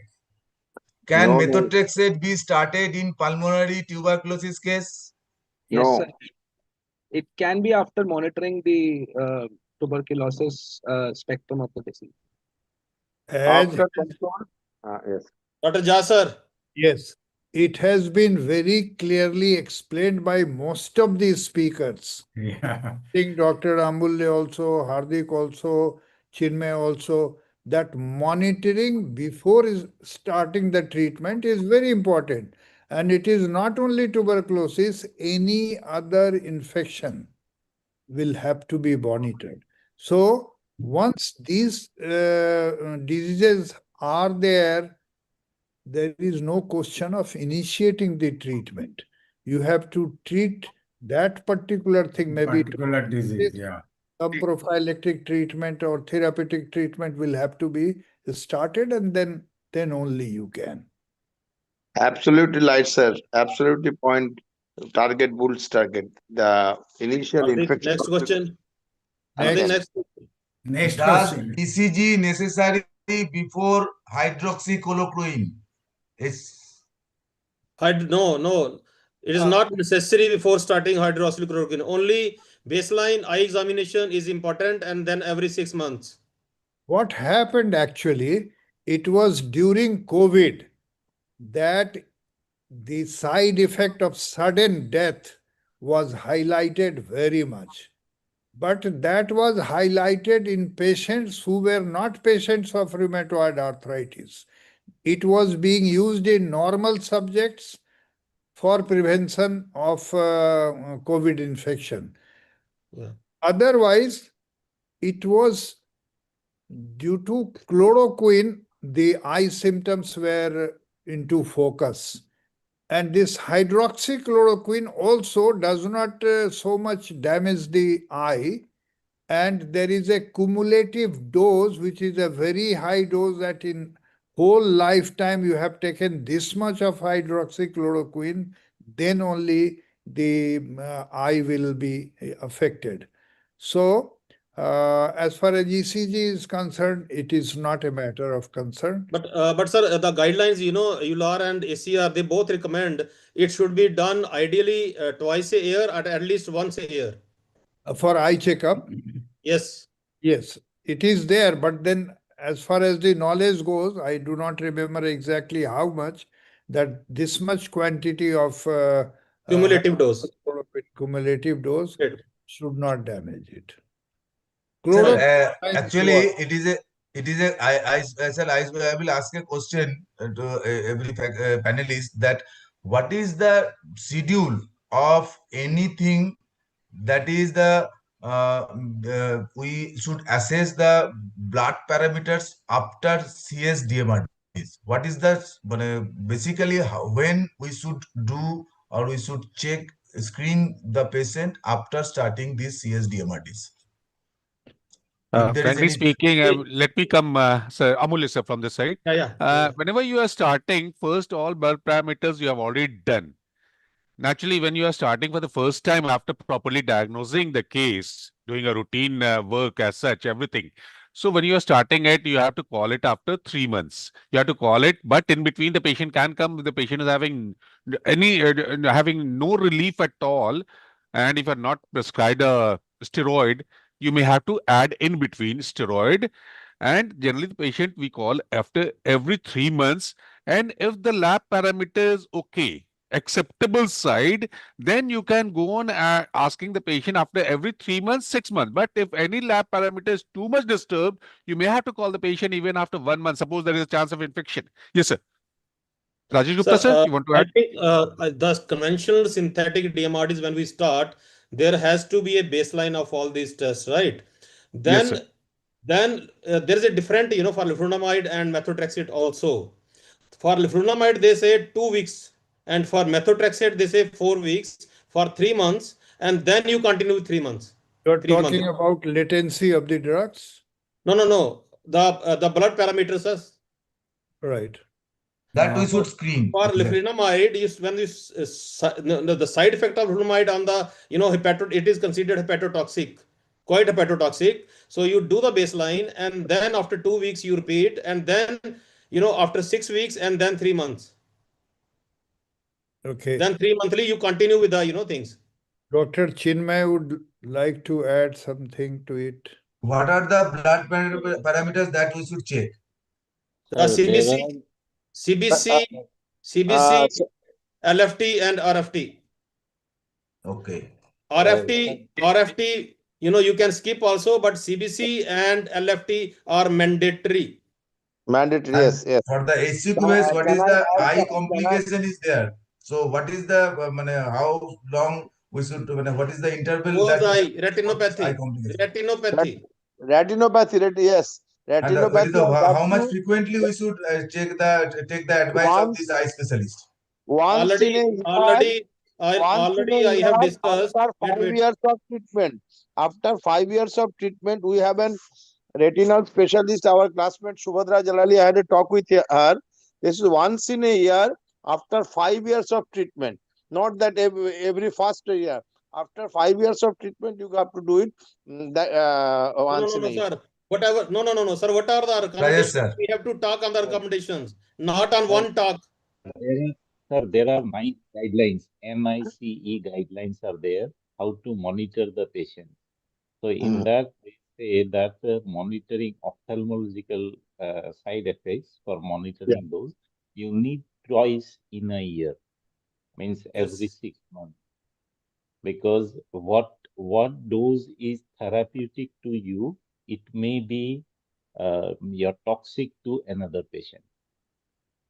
So a patient who is getting a therapeutic dose, that dose may be toxic to another patient. So NICE guidelines say that you need to have at least 2 ophthalmological examinations, because these damages, whatever damage is done to the eye, those are not reversible. They are irreversible. That's true. They are irreversible. So the the optimal dose I already discussed is 3 to 5 milligram per kg. Yes. One thing, sir, about 200, sir, Professor S.S. Jha, you will be the best person. About 200 milligram of hydroxychloroquine or 400 milligram, which is better? Once daily dose, sir, especially. And Yes. at what time, sir? No, usually you should start with 200 milligram and gradually graduate to 300 and maybe 400. But before instituting this, I would like to require clarification from Dr. Chinmay. When you make a diagnosis, you have to classify your patients into mild, moderate, or low disease activity, moderate disease activity, and high disease activity. And then you decide either you are to go for monotherapy, 2-drug therapy, or maybe even 3-drug therapy. But those should always be gradually increased. Number 2, hydroxychloroquine should never be prescribed during daytime because this is a photosensitive drug. But I have seen even medical rheumatologists prescribing it 1 tablet morning. Suppose they are giving 400, they will write 200 morning, 200 evening. Never do that. This is definitely photosensitive. Number 3, I have a trick of my own. And I would say, if you are in pain, take this medicine with your food. Somehow, medicine taken with the food perhaps are not so gastroirritant, and the patients have more pain relief than when it is taken after the meal. Number 2, this particular drug this is again my personal experience. Uh, in a constipated patient, you can say it's a bowel softener also. So I will definitely inquire from the patient, do you have constipation? Constipation. And maybe then it is one of the preferred drugs. Very nice tips. Thank you. Any more questions, Hardik, in Now, the one YouTube? basic thing I would like to know, since Dr. Chinmay was the first speaker, that we make a diagnosis of rheumatoid arthritis, it is the rheumatoid factor which becomes most important. Suppose the symptoms are there which qualifies it to be rheumatoid arthritis, but the rheumatoid factor when the patient arrived at your place is negative. How do we proceed? When are we going to repeat this rheumatoid factor? At what interval and since how long? You are muted, Chinmay. Sir, rheumatoid factor is not very specific. So it is no doubt a sensitive parameter, but not specific to rheumatoid arthritis only. So even patients without any symptom, without any disease, without any synovitis or whatever, patient may be rheumatoid factor positive. So, and negative doesn't rule out rheumatoid disease. Presence. Negativity is also, many patients will be negative, rheumatoid factor negative for a long duration, but ultimately they become positive if they have the disease. So rheumatoid factor as such is not a specific parameter for disease activity. But those patients who are having clinical symptoms as well as the rheumatoid factor positivity, the disease process is aggressive there. So you have to be more aggressive in treating those patients with positive rheumatoid factor and the clinical signs and symptoms of the guidelines, ACR guidelines mainly. If you get all those together, then the disease activity is very aggressive. So we also have to be aggressive in those cases. And the Rajesh, Yeah. Continue. After you. no, and sir asked about when we should repeat. Sir, minimum we should have 3 to 6 months time before repeating the rheumatoid factor again. Because once a negative patient, he gets positive rheumatoid factor by 3 to 6 months. Before that in 4 weeks or 1.5 months, it's not advisable, the rheumatoid factor. Right. Any addition? Sir, Yes. one question, not any answer question. One of my patient about 3 years back, For he that, had. Rajesh wants to say something. Okay, right. Yes, you wanted to say something. So patient is clinically fitting into the rheumatoid arthritis. Clinically, we know it is a clinical diagnosis, Right, and RA factor is negative. right. ESR, CRP high. So it is a suspicion we are dealing with rheumatoid arthritis. As said by Dr. Chinmay, it may be negative. Then if there is a high suspicion of this thing, we have to go for anti-CCP antibody. Yes, we should We do have to go for anti-CCP antibody, anti-CCP. and sometimes that is, positive. And in what And concentration, that is prognostically very, anti-CCP very important. Anti-CCP Can I is ask a more question to specific, Dr. Jha and has got Chinmay? more specificity एक for minute rheumatoid Chinmay arthritis या than Chinmay rheumatoid. Continue please Chinmay continue Anti-CCP is more specific for rheumatoid arthritis than rheumatoid factor. And sir question to जा sir एक and- minute sir आपको question है right. हम जो initial profile करते हैं when we do our initial profiling with the investigations should we include rheumatoid factor and anti-CCP together? It should be together. If price Yes. is not a constraint, anti-CCP is little costlier, but then it must be very clear that anti-CC Specific. positive means there is some genetic predisposition, and in fact, if a mother has rheumatoid and it comes with a child, maybe asymptomatic, you ask her investigation, maybe her anti-CCP is positive, start your treatment, maybe you can abort the disease. Sir, can I say one thing, sir? Yes, please. No, no, sir. Sir, let me finish. Sir, let me finish. एक minute. Sir, suppose uh, patient is RA positive, anti-CCP negative. Should we start the therapy? Oh, yes. This can happen because I have said genetic predisposition is determined Anti-CCP. by anti-CCP. Right. See, the main criteria is your clinical examination. Yes. Clinically, if you suspect And with the the scoring system that you have already scoring said, system, scoring that system does not to begin say with, that, yes. that's why I have said in my talk that do in I your want to prescription make have a diagram, skeletal diagram of the of a skeleton, and there you can mark. So if Yeah. you are clinically you are suspicious of rheumatoid arthritis, we should start the treatment because rheumatoid factor as such is not very specific for the disease. But those Amitabh, positive with rheumatoid Before factor, that, Amulya was asking something. Amulya, yeah. First Amulya, then Amitabh.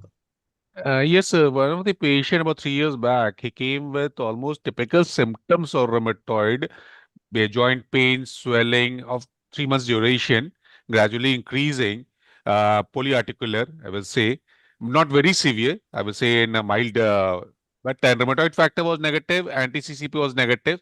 But I started the medication at that time. What I remember was hydroxychloroquine twice daily. After 3 months, the patient was having, okay, some time of relief. I continued it, and you won't believe after 6 months, the rheumatoid factor was showing positive. So this is my question. The patient was after me कि मेरा पहले गठिया नहीं था, I never had, and now it is positive, means आपके दवा से मुझे हो गया. I mean, these are the things which so you have to counsel it and you have to talk to your patients again and again. This may happen. A seronegative can be converted to seropositive later on. No, you can say this way that something which was concealed has now It is got revealed now, revealed. with passage of time. Yeah. This is And I must say that seronegative rheumatoid arthritis is a condition which also exists in comparatively elder patients. And there is a terminology known as elderly onset rheumatoid arthritis also, and that is a very debilitating condition, progresses with a higher speed, and most of the times it remains undiagnosed. People feel it is osteoarthritis or degenerative arthritis with fulminant symptoms. Okay. Dr. Amitabh? Now, Dr. Amitabh. Dr. Amitabh? Yeah. Lot of things have been already said, but sir, few humble submission. One, primarily the criteria of seronegative and seropositive. Earlier time, we have five criteria. That was the Bombay-based criteria. I don't know if that exists or not. CRP, hemoglobin, ESR, RA factor, anti-CCP. Out of 5, if 3 is positive, then you can start. This was Bombay-based. Bombay people, those who used to practice rheumatology, they used to say this. And that there are 5 criteria. You do a basic test of these 5. Out of these 5, I come again. One is hemoglobin, one is ESR, CRP, RA, and CCP. Out of these 5, if you have 3 positive, then you can start along with the clinical criteria. So I don't know. these are the list of investigation which you prescribe when the patient have symptoms. Symptoms, So, yes, sir. Talking Right, to sir. the patient first. No. When clinically, they will have to corroborate with the symptoms. yes, sir. Clinically positive patient then this test, then 3 out of 5, if you have, then go ahead. And next, what you said, sir, that there are few ladies who have this symptom post hysterectomy. And I found them very aggressively increasing rheumatic arthritis. Even in cases of tuberculosis, this Yes, sir. rheumatoid factor, false positive rheumatoid be there. So there are Yes. many other conditions where the false positive tests can be there. Now, Yes. let me clarify a bit more. Yes. Rheumatoid factor is not only one kind of test. There is one IgG, another IgM, and the third one is IgA. In fact, the laboratories do not have the facilities of differentiating between these two. But if IgM and IgA both are present, it definitely is a case of rheumatoid arthritis. So, only the latex fixation one is not the only rheumatoid factor. There are 3 more kinds. So that also, if possible, can be done. Then, Fine. Dr. Amul, Thank you, you sir. were talking about biosimilars. I was very happy. Yes, biosimilars are equally effective. One word of caution. If you are using a biosimilar of one company, do not switch over to the biosimilar of another. It must be the same companies, because biosimilar, various companies, they manufacture it differently. Okay. Yes, Agree, sir. effective. Yes, sir. Agree with you, sir. Right. Now, dose of targeted synthetic DMARD part, Dr. Sarkar. Dr. Sarkar, you are On mute. muted. Dr. Dr. Sarkar, Sarkar, on mute. yes, you were talking about dose. Are you able to hear me? Yes, sir. Okay. So dose of targeted synthetic drugs. First of all, when it is indicated after the use of conventional synthetic, biologic, and then comes targeted synthetic. Do you agree? Yes, sir. But practically what happens?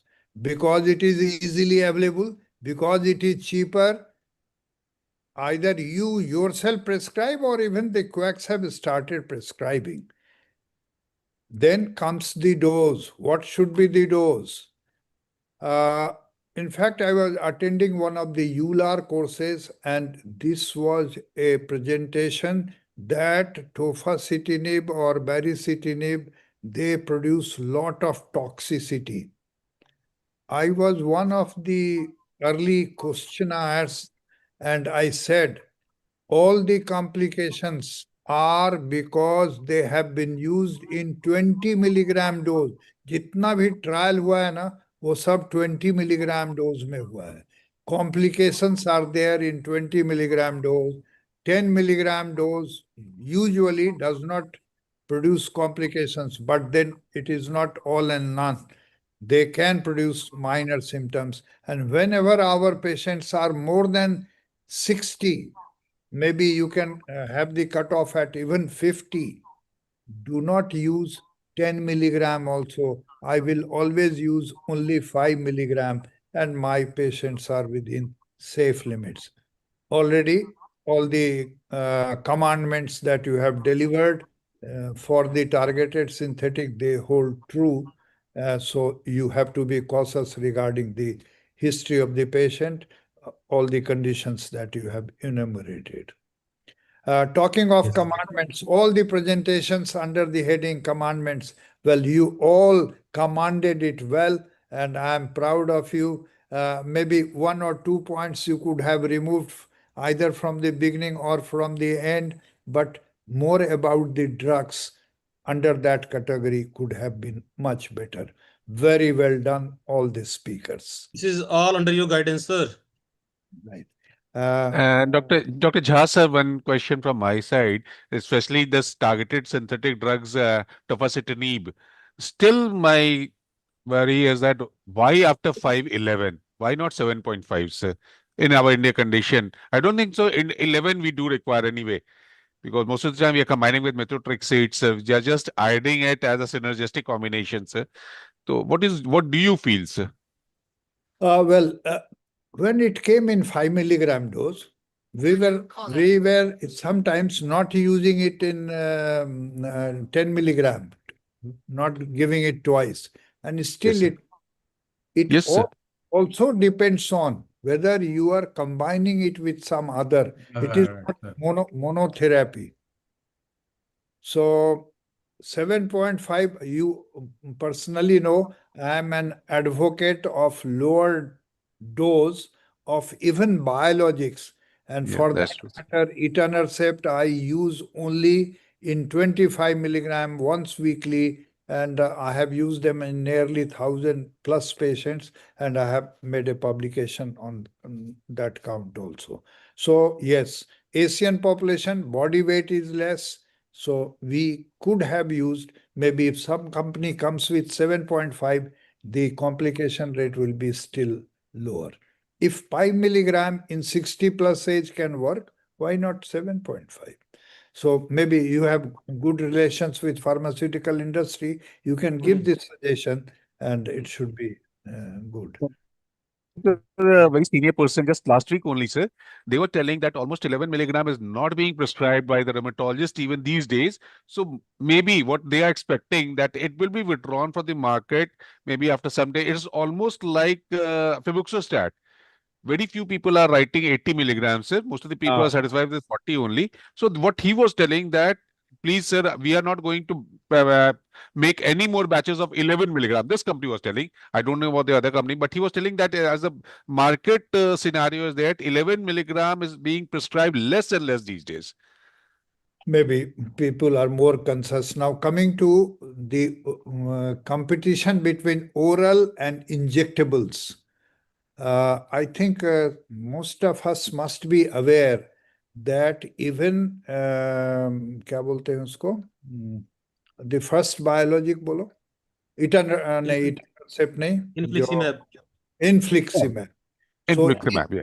infliximab oral dose is going to be introduced very shortly.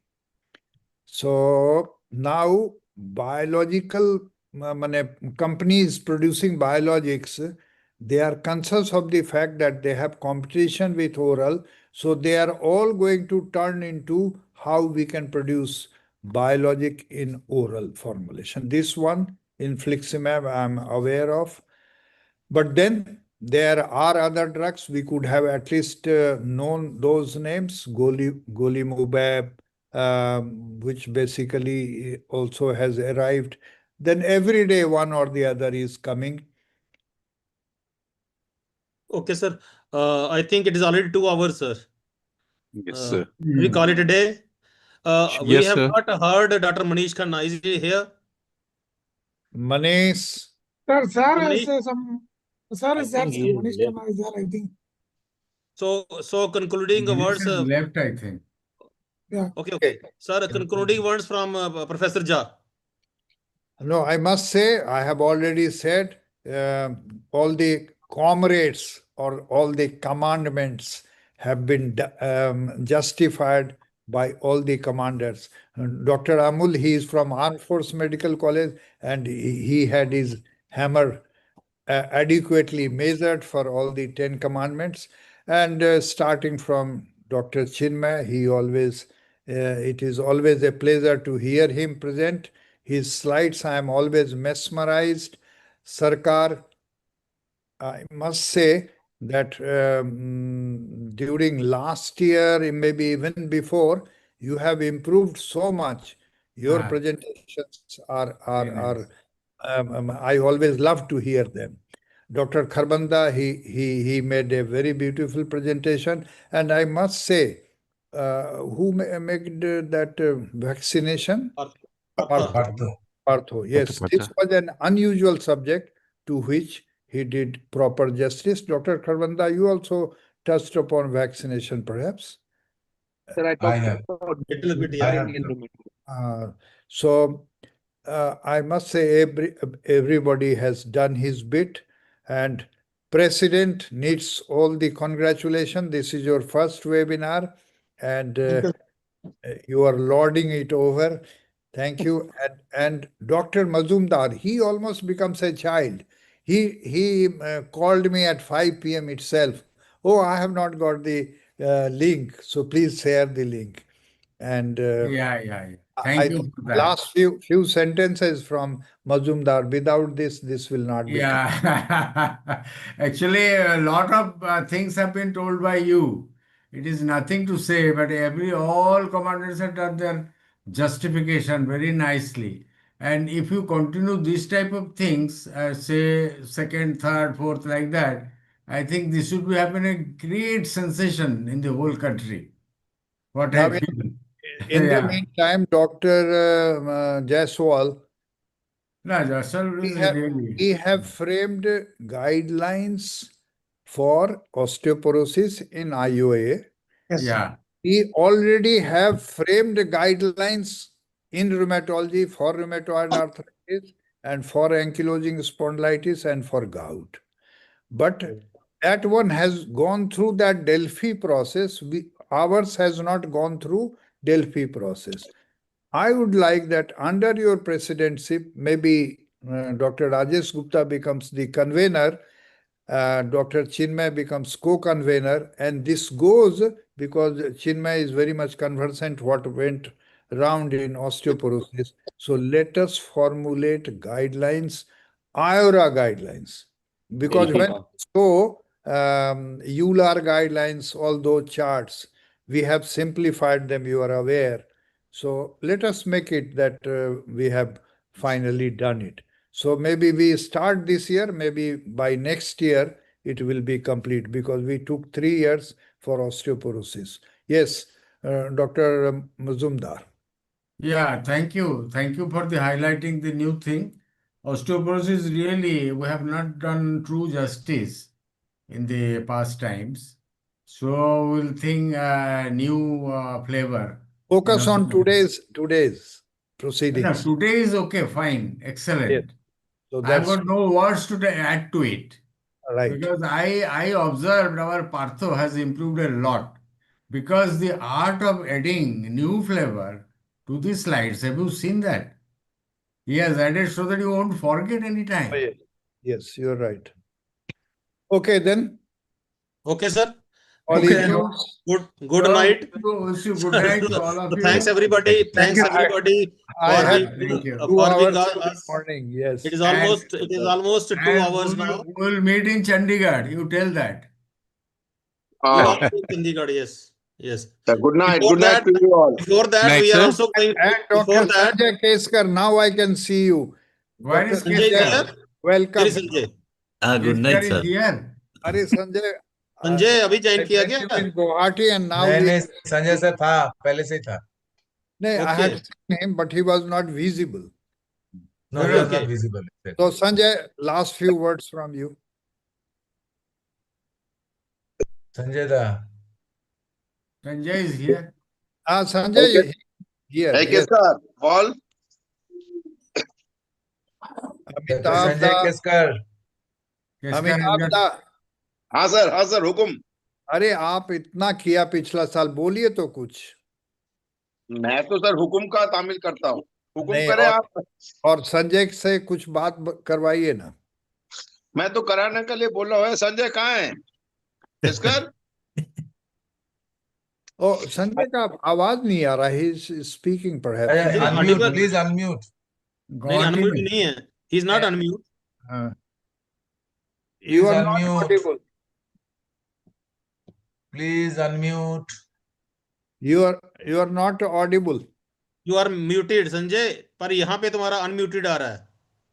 उनका personal unmuted होगा. Sanjay, we are not able to hear you. Okay, better next time. Thank you. Amitabh आप phone करके उसको बताइए. चलिए. मैं बोल दूंगा सर. मैं बोल दूंगा. Okay, please. So then Rajesh. Okay, sir. Thank I think you, sir. again must Thank thank you. everybody for being with us here this evening. Wonderful webinar. I think we have covered all the important things, all the important points. So we will carry on with this with the next webinar. We will plan soon. And before that, as per the president's advice, we are going to have some EC meeting for the next conference. Let us be in touch with Mahapatra. I will discuss him about the venue today even. Let's see what he says. So अबे Rajesh, hand spine ये सब का कुछ date उट जगह होगा ठीक fix कर। अभी कोई सर शोल्डर तो हो रहा है ना, बाकी वाला अभी कोई आपका फिक्स नहीं है। पिछला साल वाला ही चल रहा है। नहीं, अभी तो सर पिछले साल वाला चल रहा है ना शोल्डर, उसके बाद फिक्स करेंगे। हम्म Actually, our schedule is very tight. We are also going to Please, sir, actually we are live on having YouTube. sir So we are please sir disconnect एक YouTube. मिनट एक minute sir एक minute we are एक minute sir we are going to This is live sir in एक जयसवाल ने YouTube, minute बोल sir. के गया sir एक है वो मिनट स्पाइन सर करेगा एक मिनट बनारस सर में। एक मिनट This is, सर एक sir, minute live in YouTube. So please disconnect it from YouTube. Okay, so we are also going to have our session in Tamil Nadu Orthopedic Association for the first time. So we are going there on 13th, 14th. So I think 5 us will be there. So I will request if anybody wants to join us is most welcome. Tamil Nadu. Yes, sir. Tamil Nadu Orthopedic Association Annual Conference. So thank you very much again. Good night and see you again. Thank you. Thank you, everyone. Thank you. Thank you. Good night. Thank you. Good night Jaiswal bye. नहीं Jaiswal spine का क्या बोल रहा था? नहीं, बात करेंगे इसी में हम लोग। नहीं, इसी में हाँ, बात करेंगे. We will इसी में बात formulate and करेंगे। then discuss. Okay okay thank you thank you, thank you. Thank you Thank good you. Night Thank good night to you. Everybody Good night. Good night. Good night Pranam.